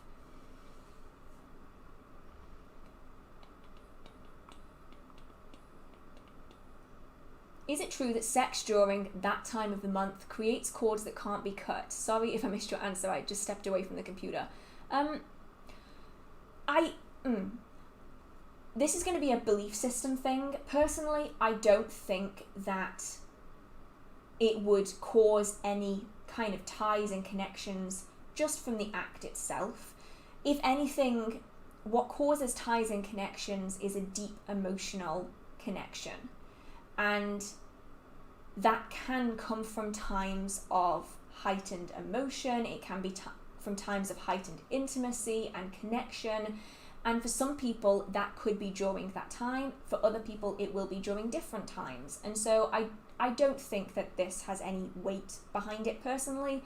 I have yet to come across a cord that can never be cut. Cords can always be cut. Some might be a bit trickier than others, but they can always be severed if they need to be severed.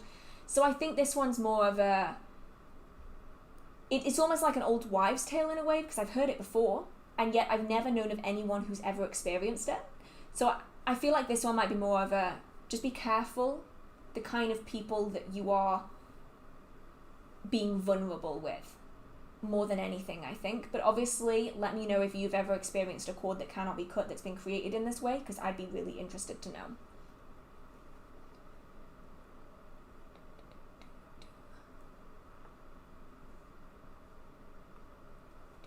Can you move with house spirits? Yes, you can. And there's actually a lot of documentation of people doing this. So people would, especially if they had things like brownies or similar house spirits, they would burn out the fire in their home. So they would take either a burning cinder, a piece of still burning, like smouldering wood, and they would carry that with them. Or they would sweep out the fireplace, and then they would take the ashes from the fireplace, especially if it was a wood burning fire, as they would have been, or a coal burning fire in some cases. You would sweep out the ashes, and then you would transport those ashes to your new home.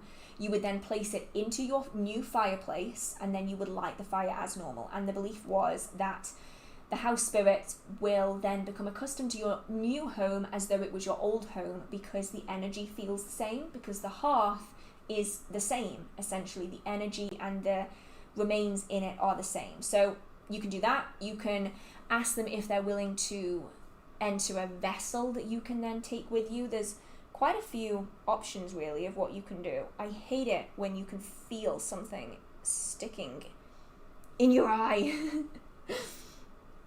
So yeah, you can move with house spirits, though sometimes house spirits are not necessarily going to want to move with you, and you have to be accepting of that. If the house spirit is attached to the house and not to the family, they're going to want to stay in the home unless they like you more, which they can do, but not always.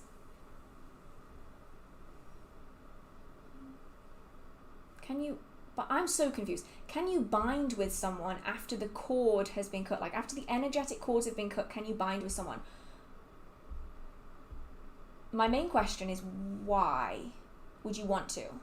Because like the whole point of cutting emotional and energetic ties with someone is because you don't want their energy in your life anymore.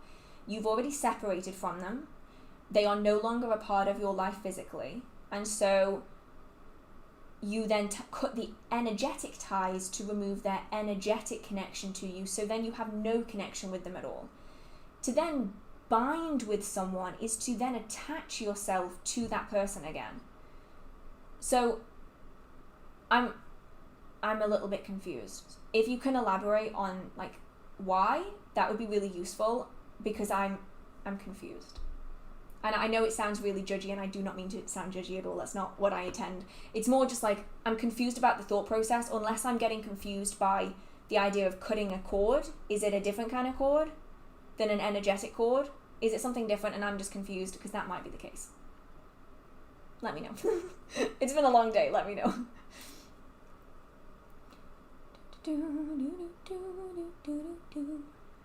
What do you notice the biggest differences of the magic that comes from England, Scotland, and Ireland? I'm an American witch that is trying to better understand my British magical roots. The first thing that I'll say is that in many cases there aren't huge differences between them. You will actually find huge differences. Well, how do I describe this? It's not like England has one style of magical practice, and then Ireland has another, and then Scotland has another, and then Wales has another.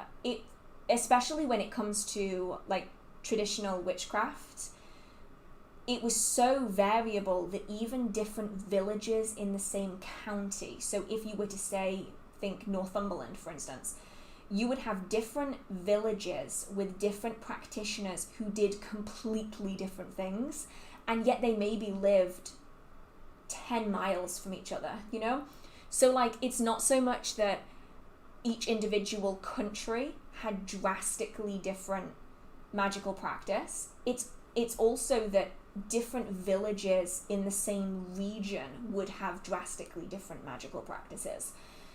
The thing that you often see as being some of the biggest differences is not so much in how things were done, because you would often find that similar practices were done in slightly different ways.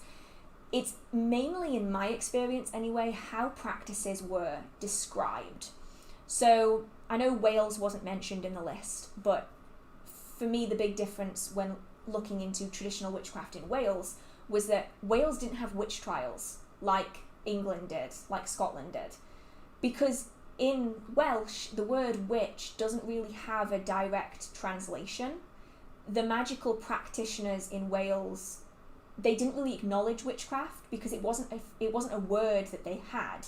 Like now there are words for witch, but they're kind of new words, at least as far as I'm aware. Please correct me if you are a fluent Welsh speaker. So like the witch trials didn't really happen in Wales because the concept of a witch didn't really exist. It's not because witchcraft, like the magical tradition, wasn't practiced. It's because the language and the way it was perceived was completely different.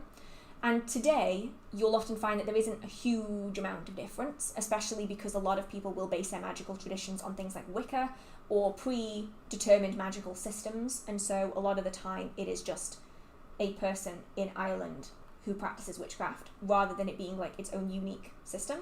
But obviously, each practitioner is also going to be different. It's a little bit complicated. I hope that that made any kind of sense. Like, there are obviously, like, spirits that are different, and folklore that is different, and deities that are different in different places. And oftentimes you will find that, especially native speakers, will use their native tongue in their witchcraft rather than English, say. So they might be speaking Irish, they might be speaking Gaelic or Welsh or any other kind of cultural language that they have. That might be a big difference as well. So it's very individual, and you would find that even within the same town, people would be doing things differently. What makes you a witch? Do you need to do spells every day?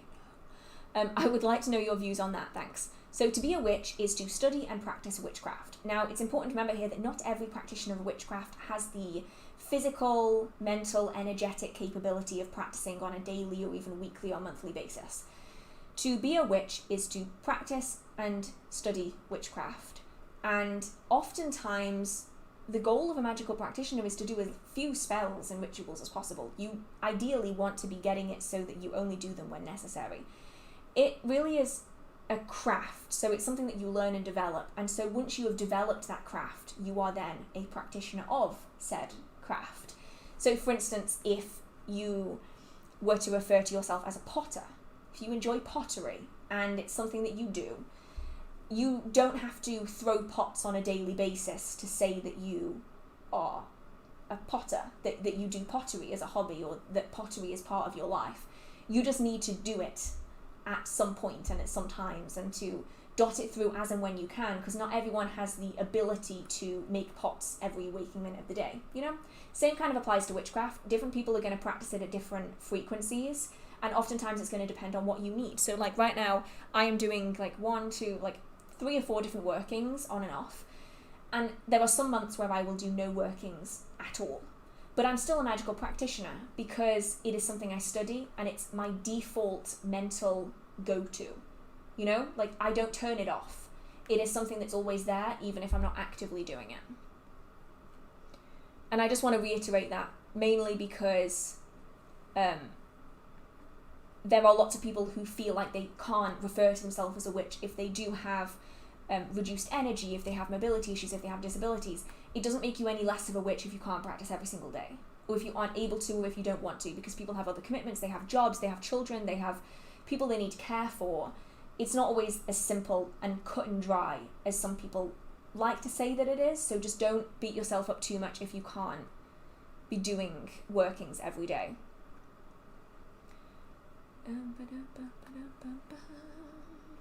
What are some simple ways to celebrate Mabon? All I can say is that my most recent video on my channel is that exact video. So if you want to check that out, it's literally the top video on my channel is that video, because it's the most recent one that I did. Have you ever felt overwhelmed by the large amount of information there is on the internet about witchcraft? Have you ever taken breaks because of it? I haven't, but I think that's largely because when I learned witchcraft, like when I initially began my kind of training into witchcraft, it was the early to mid 2000s. So at that point, there wasn't really that much information on the internet, honestly, and we didn't really have access to the internet in the same way. And witchcraft wasn't trending the same as it is on social media, and it isn't as popular. So when I started researching witchcraft and when I first getting books on the subject and talking to people about it, it was a very niche thing, and there were very few books that you could get. So if anything, I felt very underwhelmed because there were maybe 5 books that I could easily access about witchcraft, and those 5 books were what got me through maybe like the first 8 years of my magical practice, because I couldn't find any other books on the subject. And so I feel like I was lucky in a way, because I don't have this overwhelming sea of information. So I can understand why it's so overwhelming, because you type witchcraft into Pinterest or Tumblr or Facebook, and there are hundreds of posts and Facebook groups and people, and there's a lot. So I would say don't necessarily take breaks, but maybe take a step back. Maybe focus on one aspect, do deeper research on one part of it, and then move to a different part and try a different part, instead of trying to consume it all in one go, because ultimately the information will always be there in one form or another for you to look at and research. You don't have to do everything all in one go, because realistically you are never going to be able to research everything. You're going to have to pick and choose sometimes, and don't overwhelm yourself by trying to learn too much at once, because the information will always be there. It might not always be on TikTok or YouTube or Tumblr, but there will always be that information out there. What are the repercussions of binding? That will depend on the kind of binding that you're wanting to do. If we're talking about binding someone's negative outbursts, say, which is the video I have on binding on my channel, that is probably my favourite form of binding that I have ever done.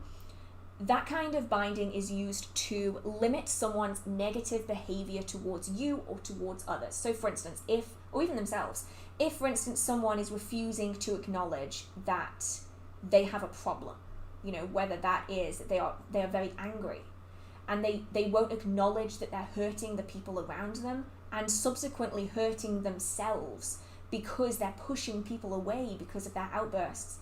If you were to bind that angry outburst, if you were to stop it, limit it from happening, the person has then time to think, and they have time to act in a way that is maybe more aligned with who they are and not their emotional response.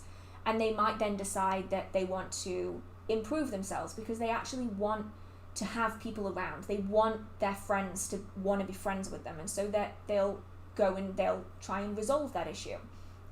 That kind of binding really doesn't have too many repercussions, because it's usually temporary. That kind of binding will usually only last weeks to maybe 3 months max. I mean, unless you're really repeatedly doing it, it's a short-term, please look at yourself and your actions kind of a thing, and then it will dissipate again. And so that kind doesn't have much that can go wrong with it, really, because it's not harmful in any way. I mean, some people might consider it that it is, but it gives people time to think. If you are binding someone to you, that's a different matter, because then you are, especially if it's without their permission, you are energetically linking someone to you without their permission. It's the equivalent of attaching a handcuff to a stranger. You wouldn't do it. And they can lash out at you, they can become angry at you, they can emotionally and energetically lash out to you. They might have protections which will impact you as well, and that one has more of a potential to go wrong because of the reasons why it's being done. It's less likely to be a problem if the other person is willing and agreeing and they want to do it. And many people who enter into hand fastings and marriages, and they're both practitioners, will choose to do that. But it's an active choice that both parties have made. It's not something that one person has made for the other, and that's when it becomes a problem. The phrase of "you wouldn't start a relationship with a kidnapping" is something that does apply to this situation, especially when it comes to bindings. Do you work with the Fae? What are some tips to develop a relationship? Can they be house spirits too? So some Fae are house Fae. So things like brownies reside within houses, and so they're considered house Fae or house spirits. I do work with the Fae. I used to work a lot more closely than I do now. And generally, to form a relationship, it's about acknowledgement, it's about understanding, and it's about appreciation, and just don't insult them. Generally speaking, it's about a give and take. Make sure that you are authentic in the relationships, make sure that you do your research on different kinds of fae and who you are interacting with. Ideally, work with some divination techniques to be able to communicate with them if you can't communicate with them directly, because obviously that's something that only a few people can do. And then generally be very fair. So don't ask them for help all of the time in all of the workings.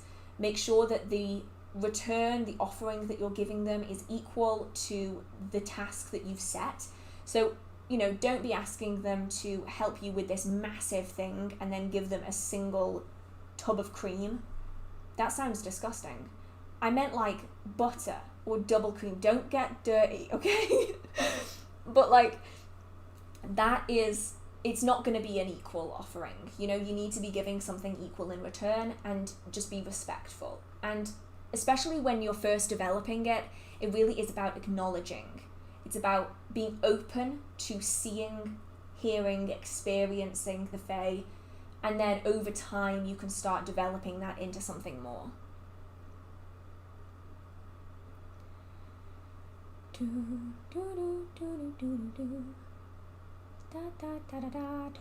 don't know why I've got Moon River in my head. That was the one I was after, a monarch butterfly. Words, man, I can't do words. I always forget the names of anything, like videos, books, butterflies, anything.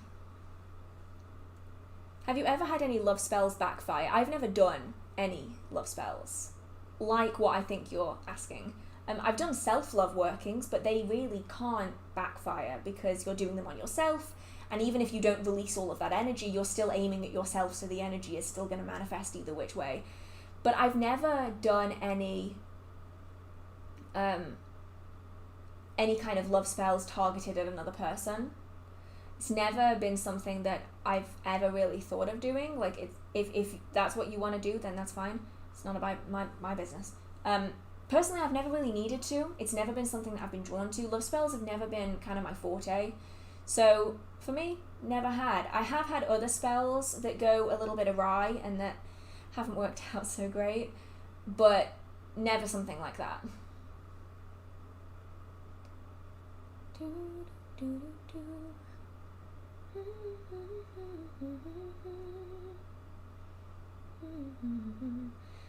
Do you guys know if fae and elves are the same? They can be. The issue you have is that the fae as a collective is an umbrella term. So it covers a large range of spiritual beings that have similar enough characteristics to all be classified under the same category, kind of like fish. Not all fish are related, but they have enough of the same characteristics to all be classified under the same category. Same applies to the fair folk. So some classifications will include elves and elven folk, other classifications won't.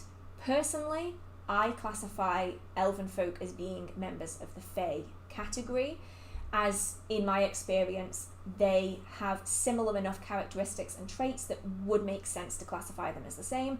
Other people wouldn't. So it's one of them. It varies depending on the practitioner. What's the difference between spell work and praying? So I personally would say that the main difference is that when you pray, you are asking for aid from a higher source. Whereas when you are carrying out spell work, you can ask for the assistance of other entities, but primarily you're working with your own energy to get the job done yourself. That's really what I would consider the main difference. So spirits, ancestors, deities, they can be incorporated into spell work, but the core bit of a spell is to raise your energy, put in your intention, and direct it towards your target or your intended goal.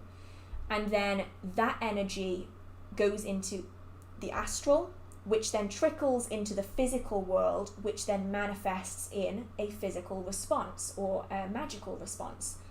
So many pagans and Wiccans will also pray.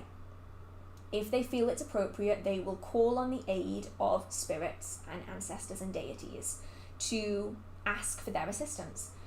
But spell work is primarily an individual doing it themselves. That's really the main difference.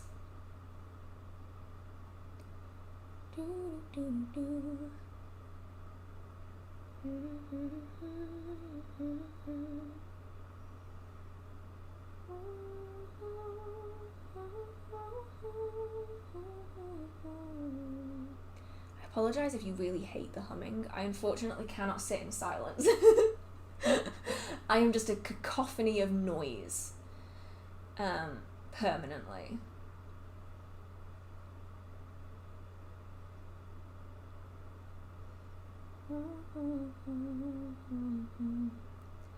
When would you say you're prepared enough for deity work or worship? What are signs for a spirit or deity showing up in your life? I feel unprepared and either missing or misinterpreting signs.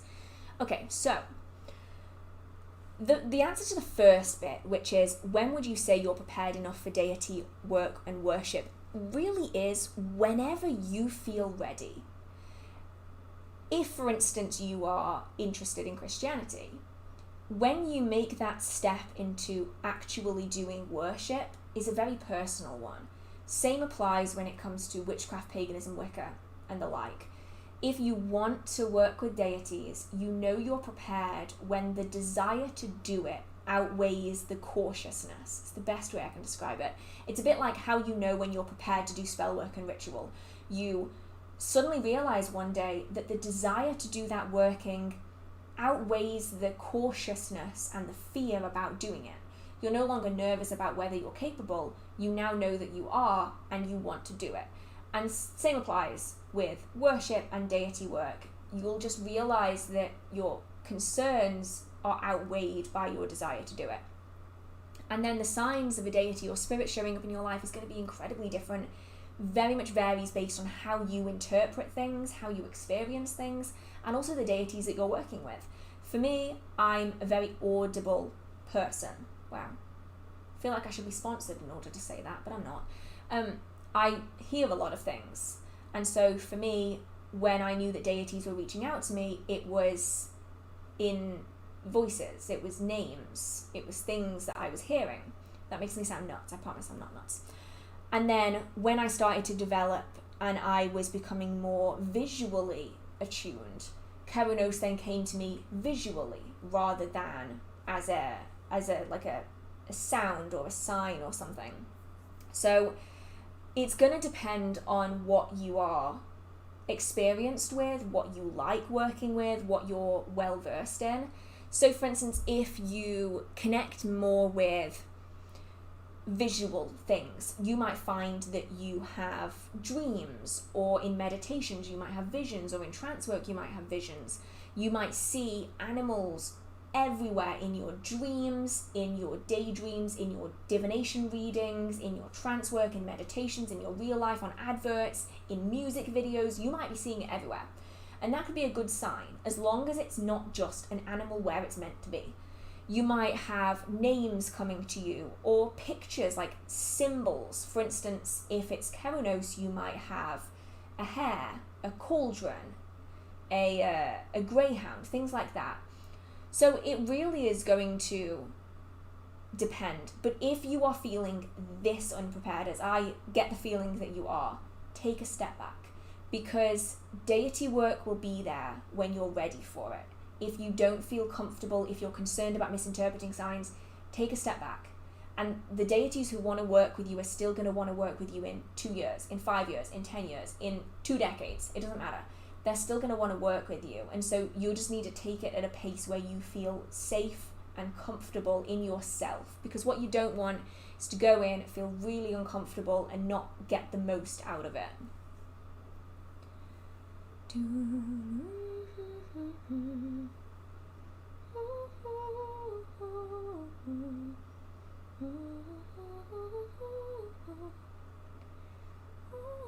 Oh, how can... Oh, it jumped. I'm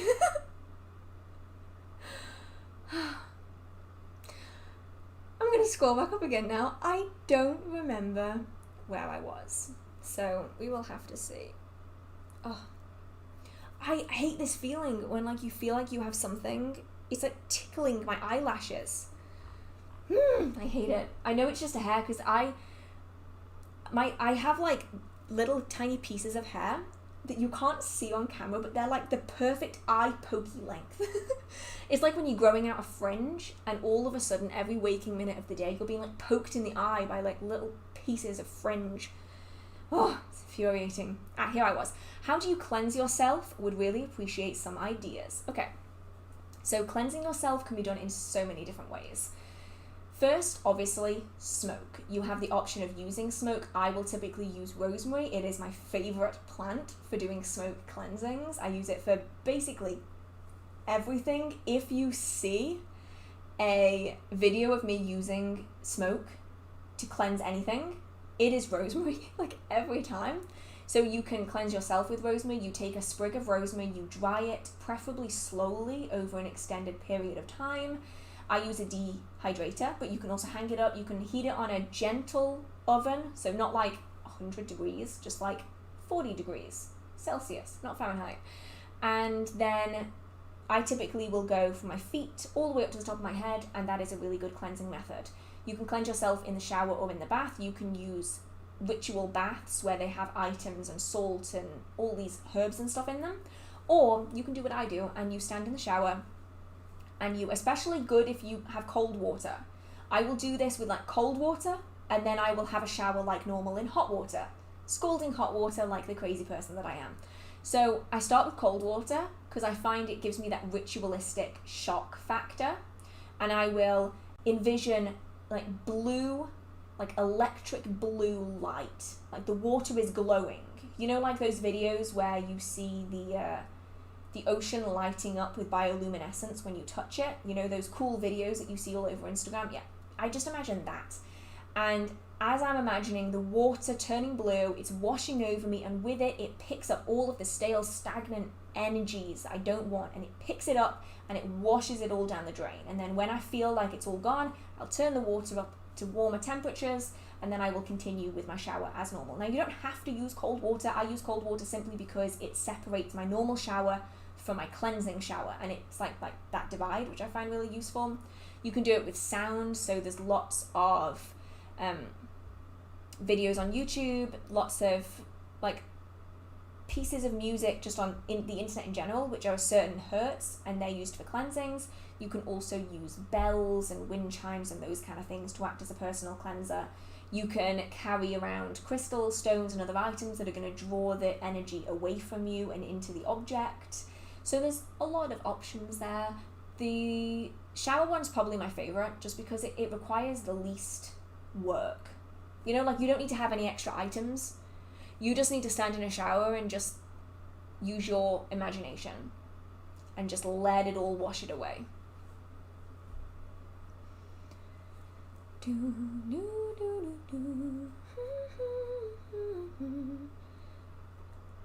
I'm selling my home to buy a new one. Any recommendations on increasing great outcomes for selling and or buying? How to thank or acknowledge current house spirits? Okay, 2 questions in one. So the first one, when it comes to selling, I would typically recommend, if you know you're going to have people viewing a place, if you have a location where you can put an object that is attraction. So it's something that's going to draw people in, something that's going to make the space feel warm and cozy, something that's going to attract people.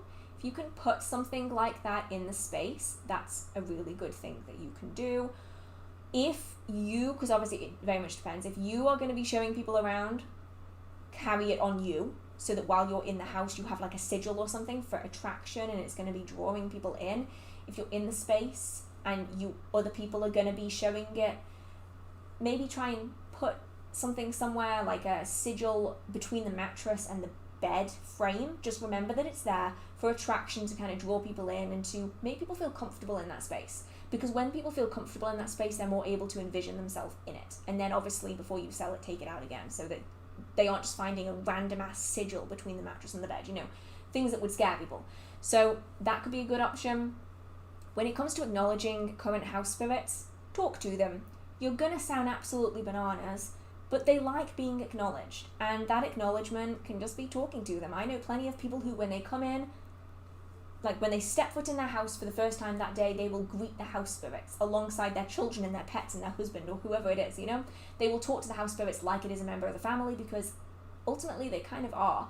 And that's a really good, super simple way of interacting with and acknowledging house spirits that can then develop on.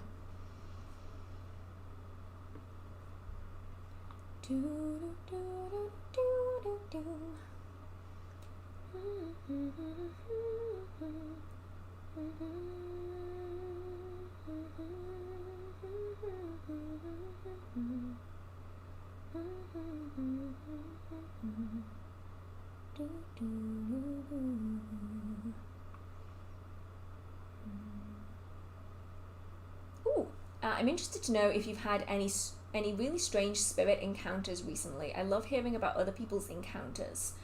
I actually haven't recently. It's been a pretty quiet few weeks, surprisingly.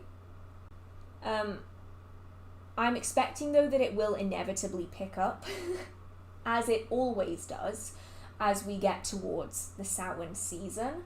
I feel like it kind of lulls for a bit in the middle, and then it's going to start picking up again. So I am thinking of maybe trying to do some podcast episodes that are kind of spirit encounter episodes. So for around like the Halloween season, if you're interested in that kind of a thing. But yeah, nothing crazy recently, honestly. Most of it has been pretty casual. I forgot to check the candle for a while and it's still fine. Most of them have been pretty casual. You know, nothing out of the ordinary, nothing like the last time I spoke about it where I had the knocking down my kitchen. That was incredibly unnerving. Oh, the one thing I have had that is one of those kind of strange things where I'm like, why? Like, just why? Is that when I'm in my bathroom, which is like right next to my kitchen, it's kind of a weird layout, I guess, I will always see the same spirit, like crouched on the floor. I don't understand why.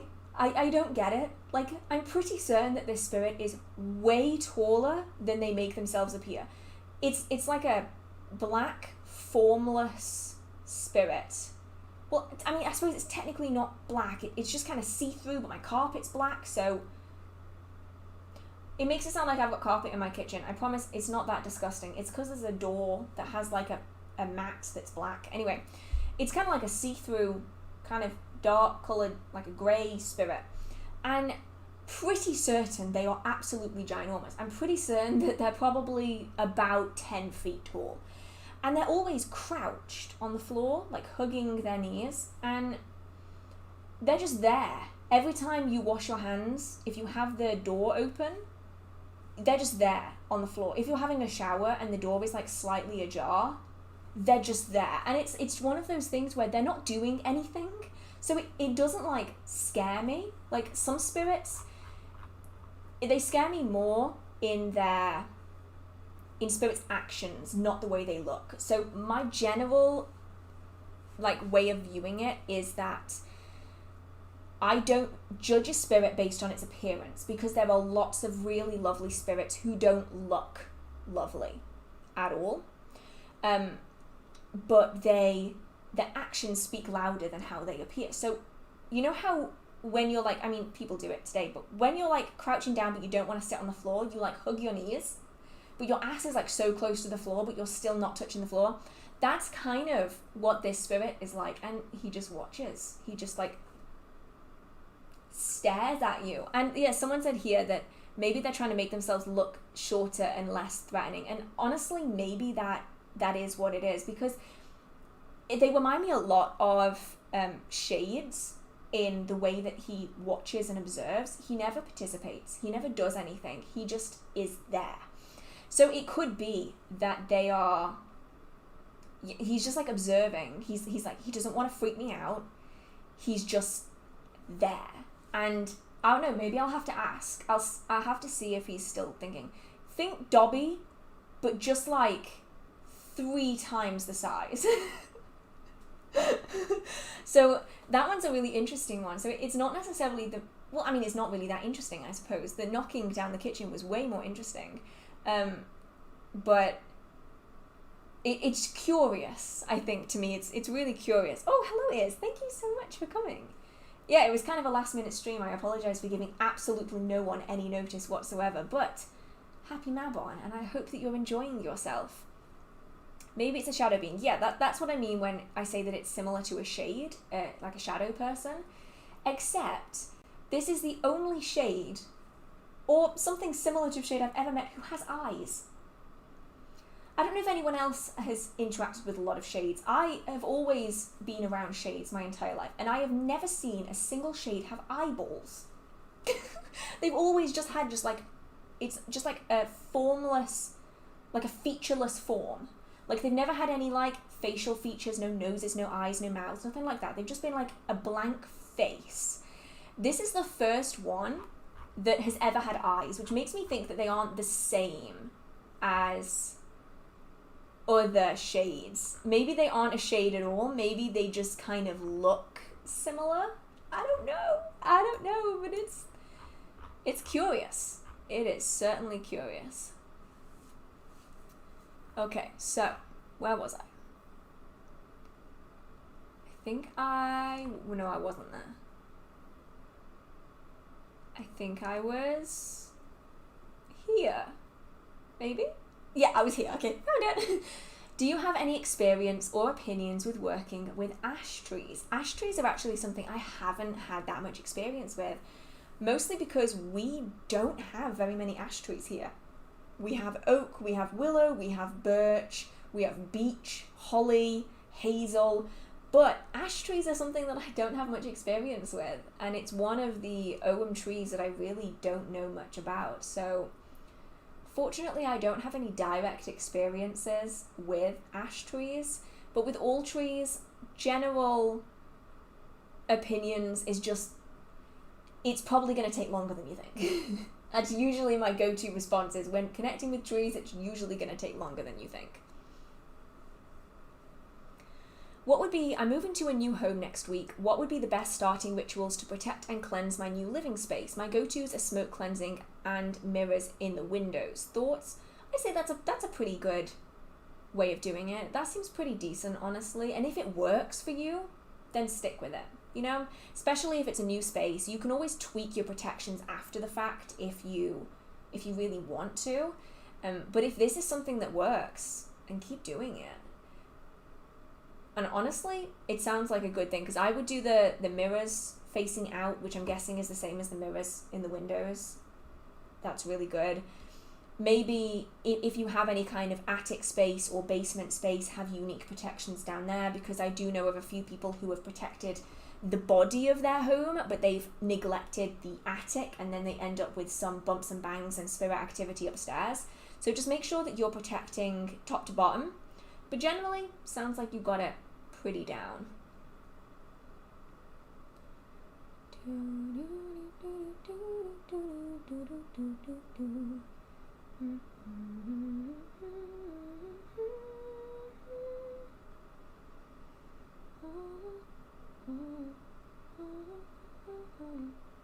Oh, someone mentioned Bewitch, and now I've got the Bewitch theme song in my head.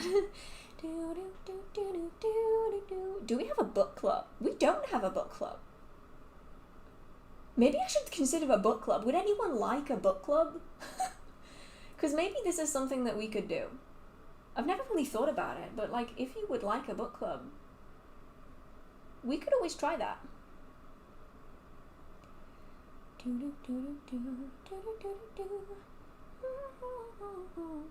Have the pins fallen out of your candle? I'm behind on catching the live. No, they haven't yet. It's a big candle though, to be fair. So this one is probably going to burn for... Well, let's put it this way. I've been burning this one since the second week of July, and I haven't even hit the bottom of the green section yet. And it's like a 50-50 candle. So like, I think it's probably going to take me like 2 days maybe to get through to the pins, which is where the working ends. So it's going to be a while. We'll see. I don't think it'll go in this video. I feel like I have to keep checking up on it, because depending on the energy in a room, sometimes the pins will go a lot quicker, like way faster than you would typically expect. So I just have to always keep an eye on it, just in case.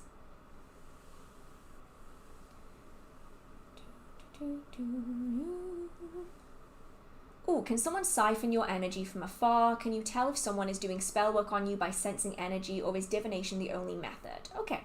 Oh no, it doesn't sound fluffy. Not at all. If you're worried about that, it doesn't sound fluffy. They can, in a way. So most people, energies, spirits, who siphon energy, which is essentially like energy vampirism, that kind of thing, they'll do it close contact. So they will have to be around you in close proximity. These are the kind of people where you hang out with them, and when you're done hanging out with them, you feel exhausted. Like you want to sleep for a week. You feel like shit. You don't know what's going on. I've known people like this. They are almost impossible to be around long term because you feel so drained. Just their existence is enough to exhaust you. And it's not because they're boring. It's nothing like that. It's weird. Like you can have a good time with this person, but at the end of it, you are done in. You are so tired energetically. You're drained. But if a practitioner, and I will emphasize here that it is primarily a practitioner or someone who is skilled in energy linking. Now, they might be doing that passively. They might not know that they're doing it. If they have something that belongs to you, they can essentially use that as a link to drain your energy from a distance. Now, it's quite unusual unless it's a practitioner. So don't expect that this is going to be happening every other day, because it isn't. But it can happen. Now, how you can tell if someone's doing spell work on you, you'll often notice in your divination, as mentioned, but you might feel off. Like, you might be having weird dreams, you might be seeing signs in dreams, in meditation, in trance work, in journeying. You might be having weird things coming through. Deities might be saying things that make you question it. You might find that if you have candles burning, candle flames are going bananas, and there's no reason. Like energy currents, air currents, how long the wick is, these can all impact how that candle burns. But if you have a candle that you know how it burns, and you've burned it the exact same way in the same place with the same airflow, and all of a sudden it is going completely nuts, you don't know why. It could be because someone is doing workings on you and it's impacting your energy, which is then being impacted by the candle flame. Also, you're going to notice that your life is going to shit, probably, or things are happening that really shouldn't be happening, like suddenly you're drawn to someone that you would never normally be drawn to, that kind of thing. Generally speaking, you can just tell that something's off, and you will be notified through some channel, whether that is deity, spirits, divination, dreams, anything like that. So, yeah, it definitely doesn't sound fluffy at all. When your deities reached out to you, did you accept them right away or waited to welcome them to your life? So with Bridget, I was pretty accepting pretty quickly. Ceridwen took a little bit longer, and then Cernunnos, actually, I had the first signs of Cernunnos in probably 2018, 17, 18. No, it would have to have been 17. Wait, yeah, it would have had to have been 17. 16? 17? Anyway, 16, 17, 2016, 2017, something like that. And then I just ignored it. I was like, I'm not dealing with this. I don't have the time. I'm sorry, I don't have the time. And also, he didn't tell me who he was. I couldn't tell if it was Pan, Hearn, or Cernunnos. Couldn't tell for the life of me. I couldn't figure it out. And kept popping up again and again and again and again. And it was only last year, like the end of 2020, mid 2021 maybe, that I started adding him into my magical practice and into my life. And now he's an integral part of my daily practices. So sometimes it was really quick. Sometimes it was really, really slow. Ultimately, it just really depended on how I felt at the time. Because with some deities, I was very ready at that point. But at other times, I was just like, nah, no, just not right now. I just don't have time for this. And, like, don't feel bad, like, about turning a deity down. Like, don't be rude about it. But you can just say that, right this minute, I don't feel like I have the energy and the energetic attention to be able to work with you in the way that I feel like you deserve to be worked with and that I would want to work with you. And that maybe in the future I'll have the extra time and the energy to be able to work with you in the way that I want to work with you, and just be respectful about it. People feel like they have to jump into deity work because the deities reached out to them, and you don't need to. You know, it's a balance, it's symbiotic, it's give and take. And so if you aren't feeling like you're in a place where you're able to give what you need to give, or you aren't in a place where you're able to receive what they're willing to give, then you can say, you know, not right now, thank you, I appreciate it, but I don't feel comfortable doing that right now. And then in the future, that might change or it might not. It's going to very much depend on your practice.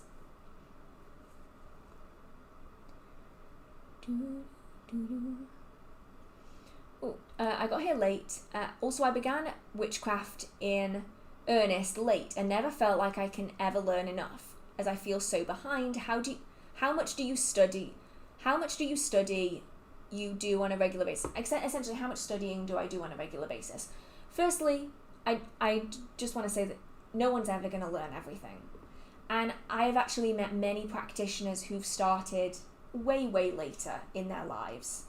And they know more than people who started in their teens or in their 20s. They know far more. You know, I've met magical practitioners in their 60s and their 70s who've only just started, and they know more than what someone may have learned in 5 decades, you know? So I don't necessarily think that it matters really when you join the craft. It's more about your willingness to be open to learning.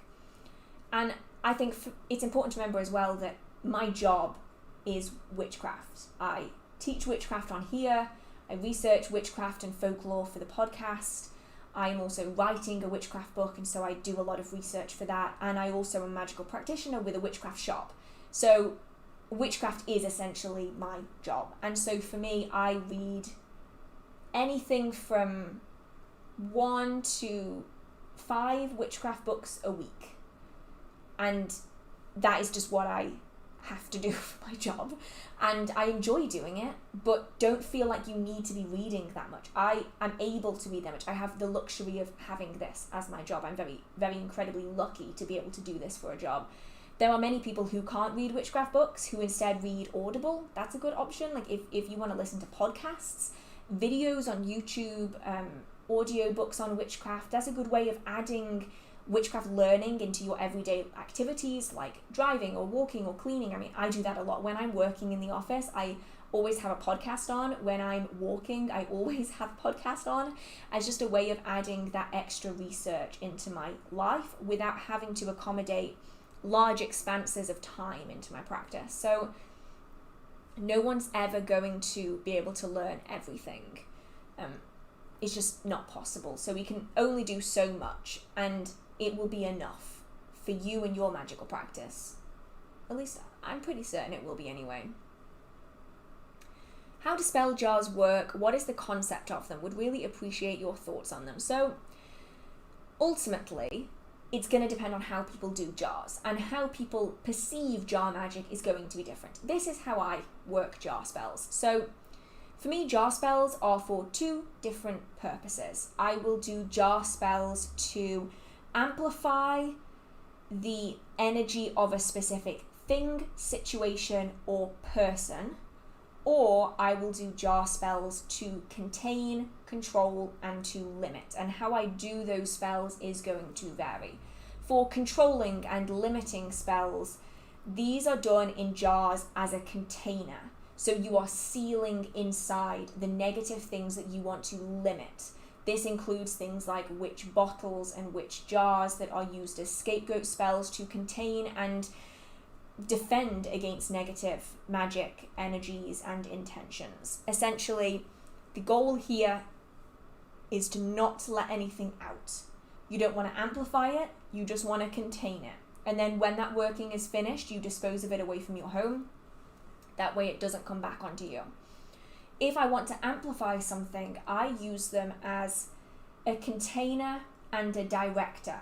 And I will try and explain this. So, for instance, if you would like to give someone good luck, and you want to give, say, your partner really good luck when it comes to, I don't know, an interview, something like that. Like they're having an interview and they're wanting good luck for it, and they're in a different city and they're away from you and you don't know what else to do, or they're doing maybe lots of interviews.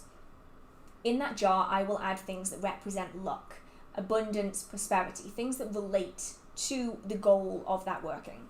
And then in that jar, I will add a shit ton of my energy for that specific purpose, and I will add in something that links that jar to the person that I'm doing that working for. So, for instance, it could be a piece of their clothing, it could be a photograph, it could be a signature, it could be something that connects the jar to the person I'm doing the working on.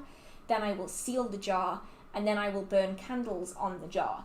The candle and the fire element then energizes the working even further, and then the jar essentially acts as an amplification vessel, so none of that energy can escape through any other means other than through the link I've put in to another person. That way you can essentially amplify the energy without having to have a circle. You don't have to be actively doing that working. You put everything in it, you charge it, and then you stick a bunch of candles on top of it for maybe like a month. Every night for a month you burn candles on it, using the fire element to energize that working to act as a link to another person. That's how I use jar spells. Obviously everyone is going to be different, and so different practitioners are going to see them in different ways. Ooh, how do you do offerings? Like if you offer an apple, do you just let it sit on your altar till it's rotten? No, you don't need to do that. So you would say do it for 24 hours. So you put the apple on an altar, often cut open, and then spirits, deities, ancestors draw the energy out of that apple, and then you dispose of it. Don't eat it, dispose of it. Because you got to think it's been sitting out for 24 hours, they've drawn all of the nutrients essentially out of it, and then you dispose of it, usually by composting it or returning it to the earth. I wouldn't leave it to go rotten, because then you're just going to attract flies and insects and rats and stuff, and that's not really what you want. If an item attracts bad luck, does it mean that there's a problematic spirit in it, or could it be that the item just picked up negative vibes from where it was? Both is an option. Best way to check is through divination and also through energy sensing. You can usually spot a spirit versus just energy, mainly because the spirit's going to be a lot stronger than just standard negative energy. So it could be either. Generally speaking, it's usually negative energies more likely than a spirit, so make sure you do a good cleanse. If after a cleanse, the energy is getting stronger or it's moving around, then it's probably a spirit.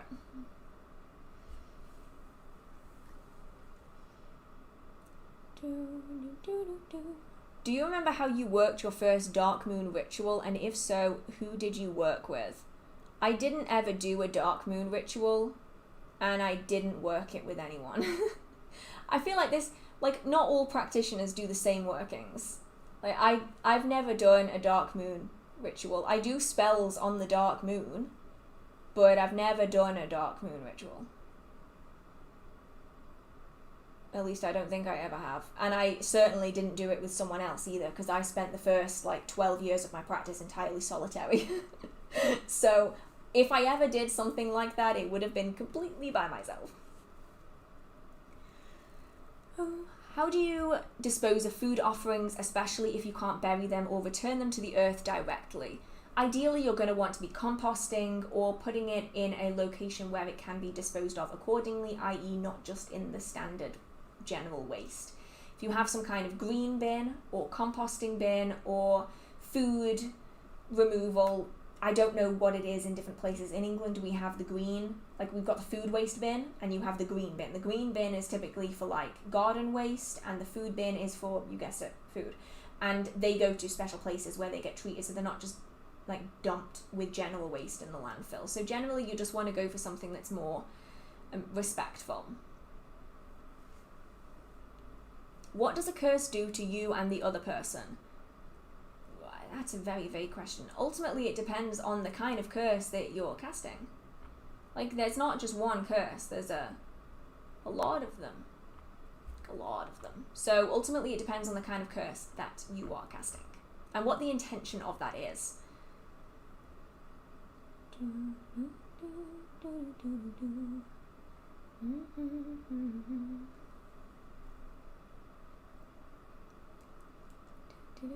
Ooh, do you think house spirits dislike arguing or aggression? I'm thinking of finish sauna elves who hate arguments. Yeah, there are definitely house spirits who don't like arguing, and you can actually drive out house spirits if you do argue a lot.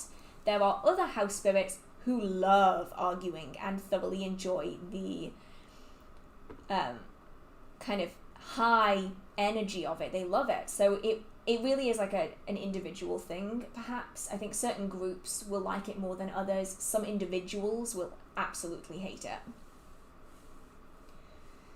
Thoughts on the Kabbalah and Aleister Crowley? I honestly don't really have many thoughts. I don't undertake any kind of Kabbalistic magic at all.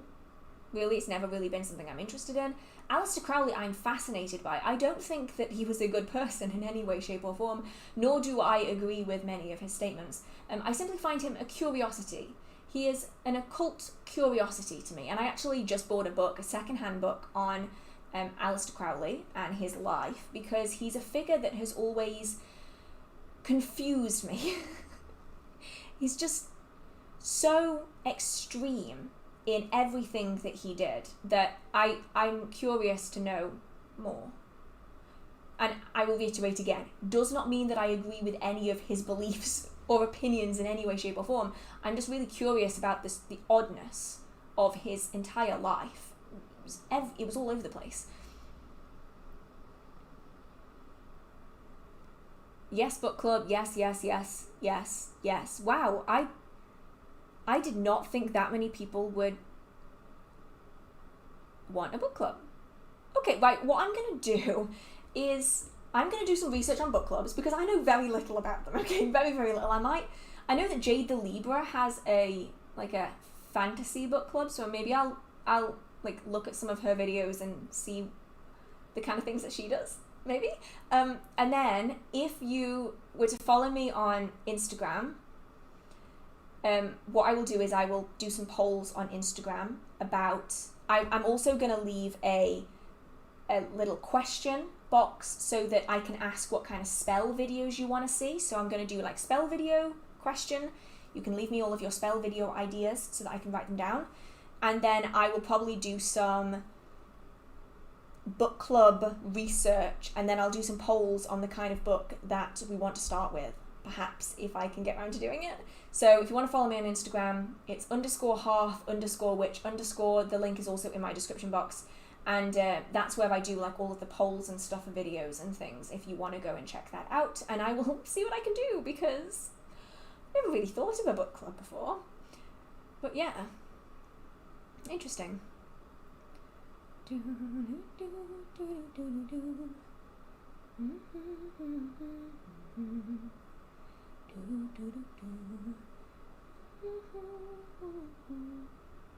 Wait, what? I don't even think I'm going to say that one out loud. I don't think I'm going to be able to say that one out loud. I think YouTube might hate me for that one. Oh. It jumped. How did your parents react when you started your magical practice, or are they magical too? They aren't in the slightest. But my mum was like, what? Like, she didn't really say that, but that was kind of the demeanor. It was just like, that's odd. Okay. And then they just never said anything about it ever again. And now my dad makes the candles for my witchcraft shop, so he's pretty okay with it, honestly. Is there a way to prevent the threefold law after casting a curse? I am not Wiccan, therefore I do not follow the threefold law. And most magical practitioners don't either. It's important to remember that these kind of laws are designed to make you accountable for your actions. And people outside of that religion, in the case of Wicca, don't have the same belief system about the threefold law. I am not Wiccan. So for me, I personally don't follow the threefold law, because I've never experienced it. Even when I was Wiccan, I never experienced it, and so I personally don't follow it. Oh, thank you so much, Carlos. Carlos. Thank you so much. I really, really appreciate it. I'm pretty certain that my voice just went up like 3 octaves.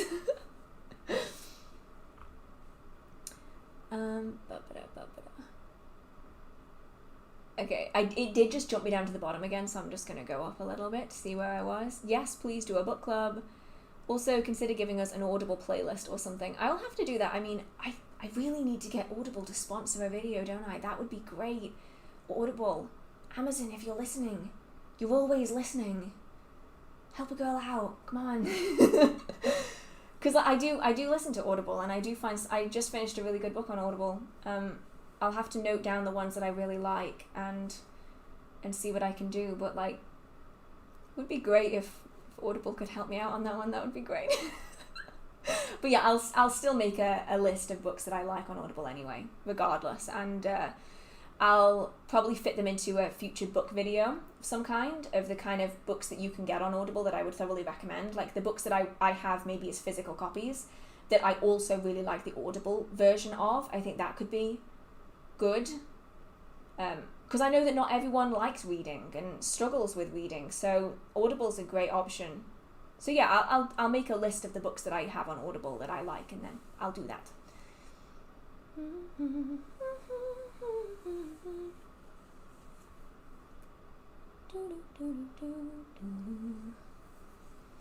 If you're planning to buy antique furniture or jewellery, how do you check if it doesn't have any bad energy attached to it before buying it? Energy sense. Always energy sense. It's the best advice I can give. Push your energy out, pull the energy back in again. If there's something sticky and gooey and not very nice on it, then either don't buy the thing or make sure that you are able to cleanse it away, banish it if necessary, all of that good stuff. And yeah, good luck. I'll admit though, usually if you have things with spirits attached to them, I have things with spirits attached to them, they're pretty okay. It's quite an unusual thing to have something really nasty. You mentioned that you're writing a book. Can you tell us anything about it yet? I can tell you that it is taking me a very long time, and that I am a complete perfectionist, and I am not happy with anything that I've written so far, even though I know that it is completely fine and I should be content with it. I am not. So what I can tell you is that it is not about one set topic. It is about several different topics that people have expressed interest in, and that there isn't, in my opinion, enough information about. And that's all I'm going to tell you. And I don't even know if it's going to be published, so we'll have to see.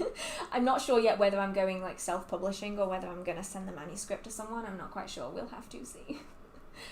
What are some podcasts that help you in your craft? I don't really have any that necessarily help me directly in my craft, but I have podcasts that I will listen to that I just find interesting because it's a different perspective and a different point of view. What was the one that I listened to a lot? The Magic Hour. Yeah, the Magic Hour podcast. That's one that I really liked, and I've listened to every single podcast that they have released. Every episode they have released, I have listened to. I really enjoy their style. When I go out for walks, I have like one headphone in, and I will listen to an episode of their podcast. Though to be fair, at the minute they're in their break and they're coming back again, I think, in a few months. But theirs are really good because they're very open-minded and they cover topics that maybe I wouldn't cover normally. And those are the kind of podcasts that I like. I don't like being in an echo chamber. I like listening to people who practice different things. And the ladies who do the Magic Hour podcast are more, how do I describe it? New Age-y. You know, they're into astrology and all of these topics that maybe I don't really touch on that much as a more traditional practitioner.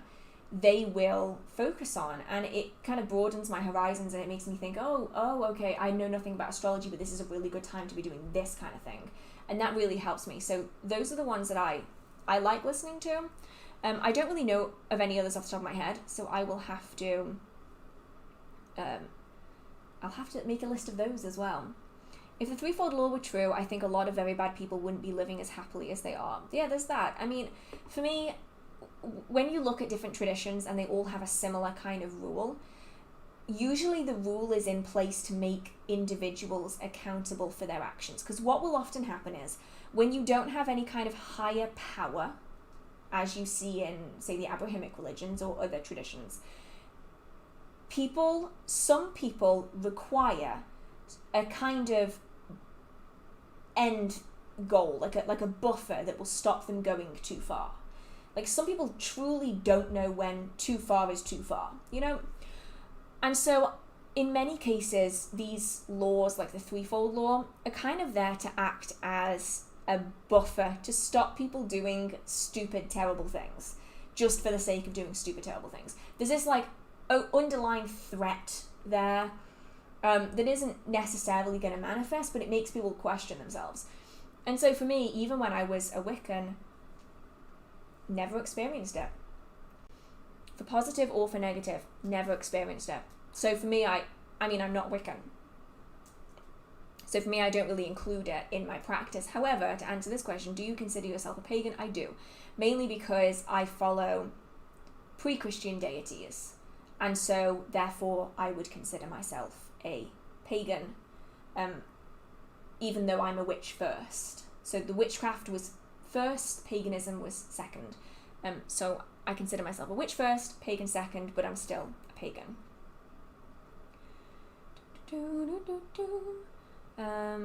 Instant casts and instant spells can be shorted with a single word. How do you charge that word? If so, what word do you recommend?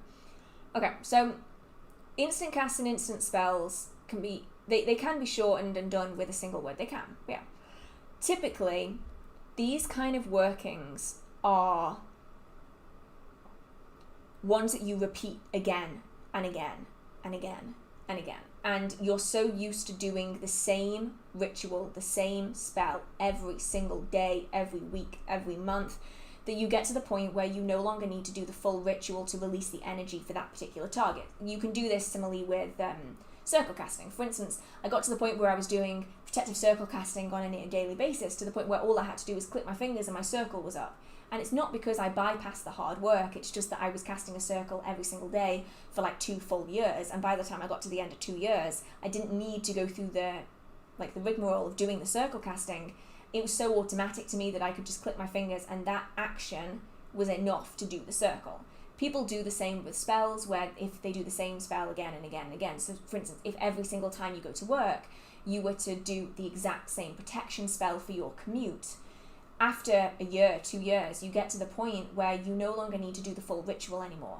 You can just say one key word from that ritual, and that key word is going to depend on what that ritual is for, the words that are included, the technique that is being done.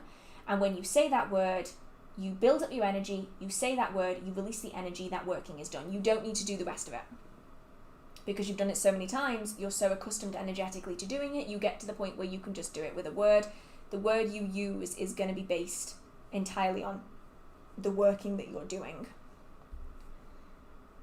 What do you suggest for starter spells? Ideally, nothing, unless you have covered the basics of the practice, like centering, grounding, energy sensing, energy manipulation, visualization, or some other alternative, mind calming, meditation, those kind of things. Then I would suggest things that are directly associated with yourself, things like protection, which are incredibly useful. They're almost instantaneous, and you can stack them, which means that you can practice them frequently without impacting anyone else, and it doesn't matter how many you do, they're all going to be useful. So those are the kind of things that I would typically recommend. How do I cast a spell for a promotion at work? That entirely depends on your tradition, your practice, your style of practice, and how you want to do it. And I'm not going to be able to tell you how to do that because I don't know your style of practice. But there are lots of spells out there that you can look at and alter, tweak, and make your own for your own workings. Any witchy things to do when taking a bath? I'll be honest, I hate baths, so I don't do spells in baths. But you can do bath teas, ritual baths with oils and candles and herbs. You can do meditations in baths. You can use the water element in baths to do your rituals. You can do cleansings. You can do sound baths even. Like, bathrooms are great for the... That's not the word I was after. They've got great sound. I forget the word I'm after. But they've got great sound, and so you can not only have a bath, but then you can play certain music that is going to echo around, that is going to help with that. Acoustics. That's the word I was after. So, I'm going to do one more, I think, and then I'm going to go for the night because I have run over by an hour and 20 minutes. So the last one that I'm going to do tonight is opinion on darker deities, cautions in working with them, how to turn them down, how to, or if it's even possible, to compromise and follow a middle path when working with them. I think it's important to remember that darker deities aren't monsters. They're no scarier to work with than lighter deities. It's just that what they're associated with is different. It doesn't make them more dangerous, it doesn't make them more hazardous, and it doesn't make them horrible either. So like one of my deities is considered a dark goddess, Ceridwen. She is a goddess of transformation, and she is often considered one of the dark goddesses. And I have no cautions with working with them. No more than I would have working with any deity. Because the important thing to remember here is that they are going to help you get the job done. They are not necessarily going to be so fussed about how much your life might get turned upside down in the process, because they don't experience existence like we do. So it can apply to all deities. If you ask for something, be prepared that what you get might not be what you were expecting. If you ask a lighter deity to assist you in finding love, their way of doing that might be to get you a new job in a new city that you've never been to before. You maybe are in a different country and you don't know the language, and it's scary and you don't know what you're doing, and it might be absolutely terrifying, but in the end you might find love. A dark goddess or a dark deity, if you ask them to help you find love, they might cause you to look inwards, to have experiences that change you as a person, that make you better as a person. They're going to push you to make you better. And it might feel awful and it might feel terrifying, but in the end, you might find love, and you probably will find love at the end of it. The only difference between what these two deities did is that they have their own different ways of doing it. They both made your life a living hell. They both were terrifying experiences. It's just that for whatever reason, as soon as you put the word dark in front of a deity, people freak out about it. So you can turn them down like you turn down any other deity. Essentially, you say that, I'm sorry, but at the moment I don't have the energy or the time to be able to work with you in the way that I would want to work with you, and that I think that you should be worked with and that you deserve to be worked with, and that in the future it might I might want to work with you, but at the moment I don't feel comfortable doing that. And just ease them down gently, like you would anything else. I do think people definitely freak out about dark deities more than they need to. Like, I'll be honest, some deities scare me, and the deities that scare me are often not even the dark deities. Like, some just scare me. But definitely people get very touchy about dark deities specifically.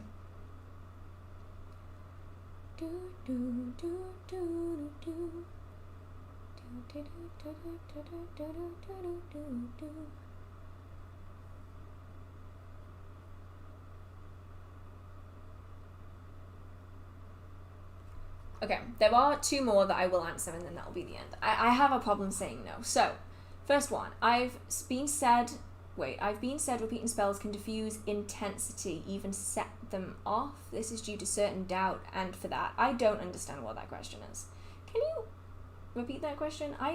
I've been said repeating spells can diffuse intensity, even set them off. This due to certain doubt, and for that. I mean, okay. Okay. Repeating spells isn't a problem. Doubt is. You might want to repeat spells because that's what you've said to deities that you're going to do. You might be repeating spells because it will increase the intensity of them. Repeating spells isn't a problem. The thought process behind it is, if you're repeating a spell because you think that it's not going to work, that's the problem, not the repeating of the spell. So you can repeat a spell to amplify it. You can repeat a spell to add different energies in on different days of the week. The only thing that you shouldn't be doing is repeating spells to kind of counteract the doubt that you have. That's when it becomes a problem. What would you do if you offend a fae? Apologize or leave an offering, a nice one. Look up some research, go in, do some research of different fae, what they like, what they don't like, different stories, and then go from there.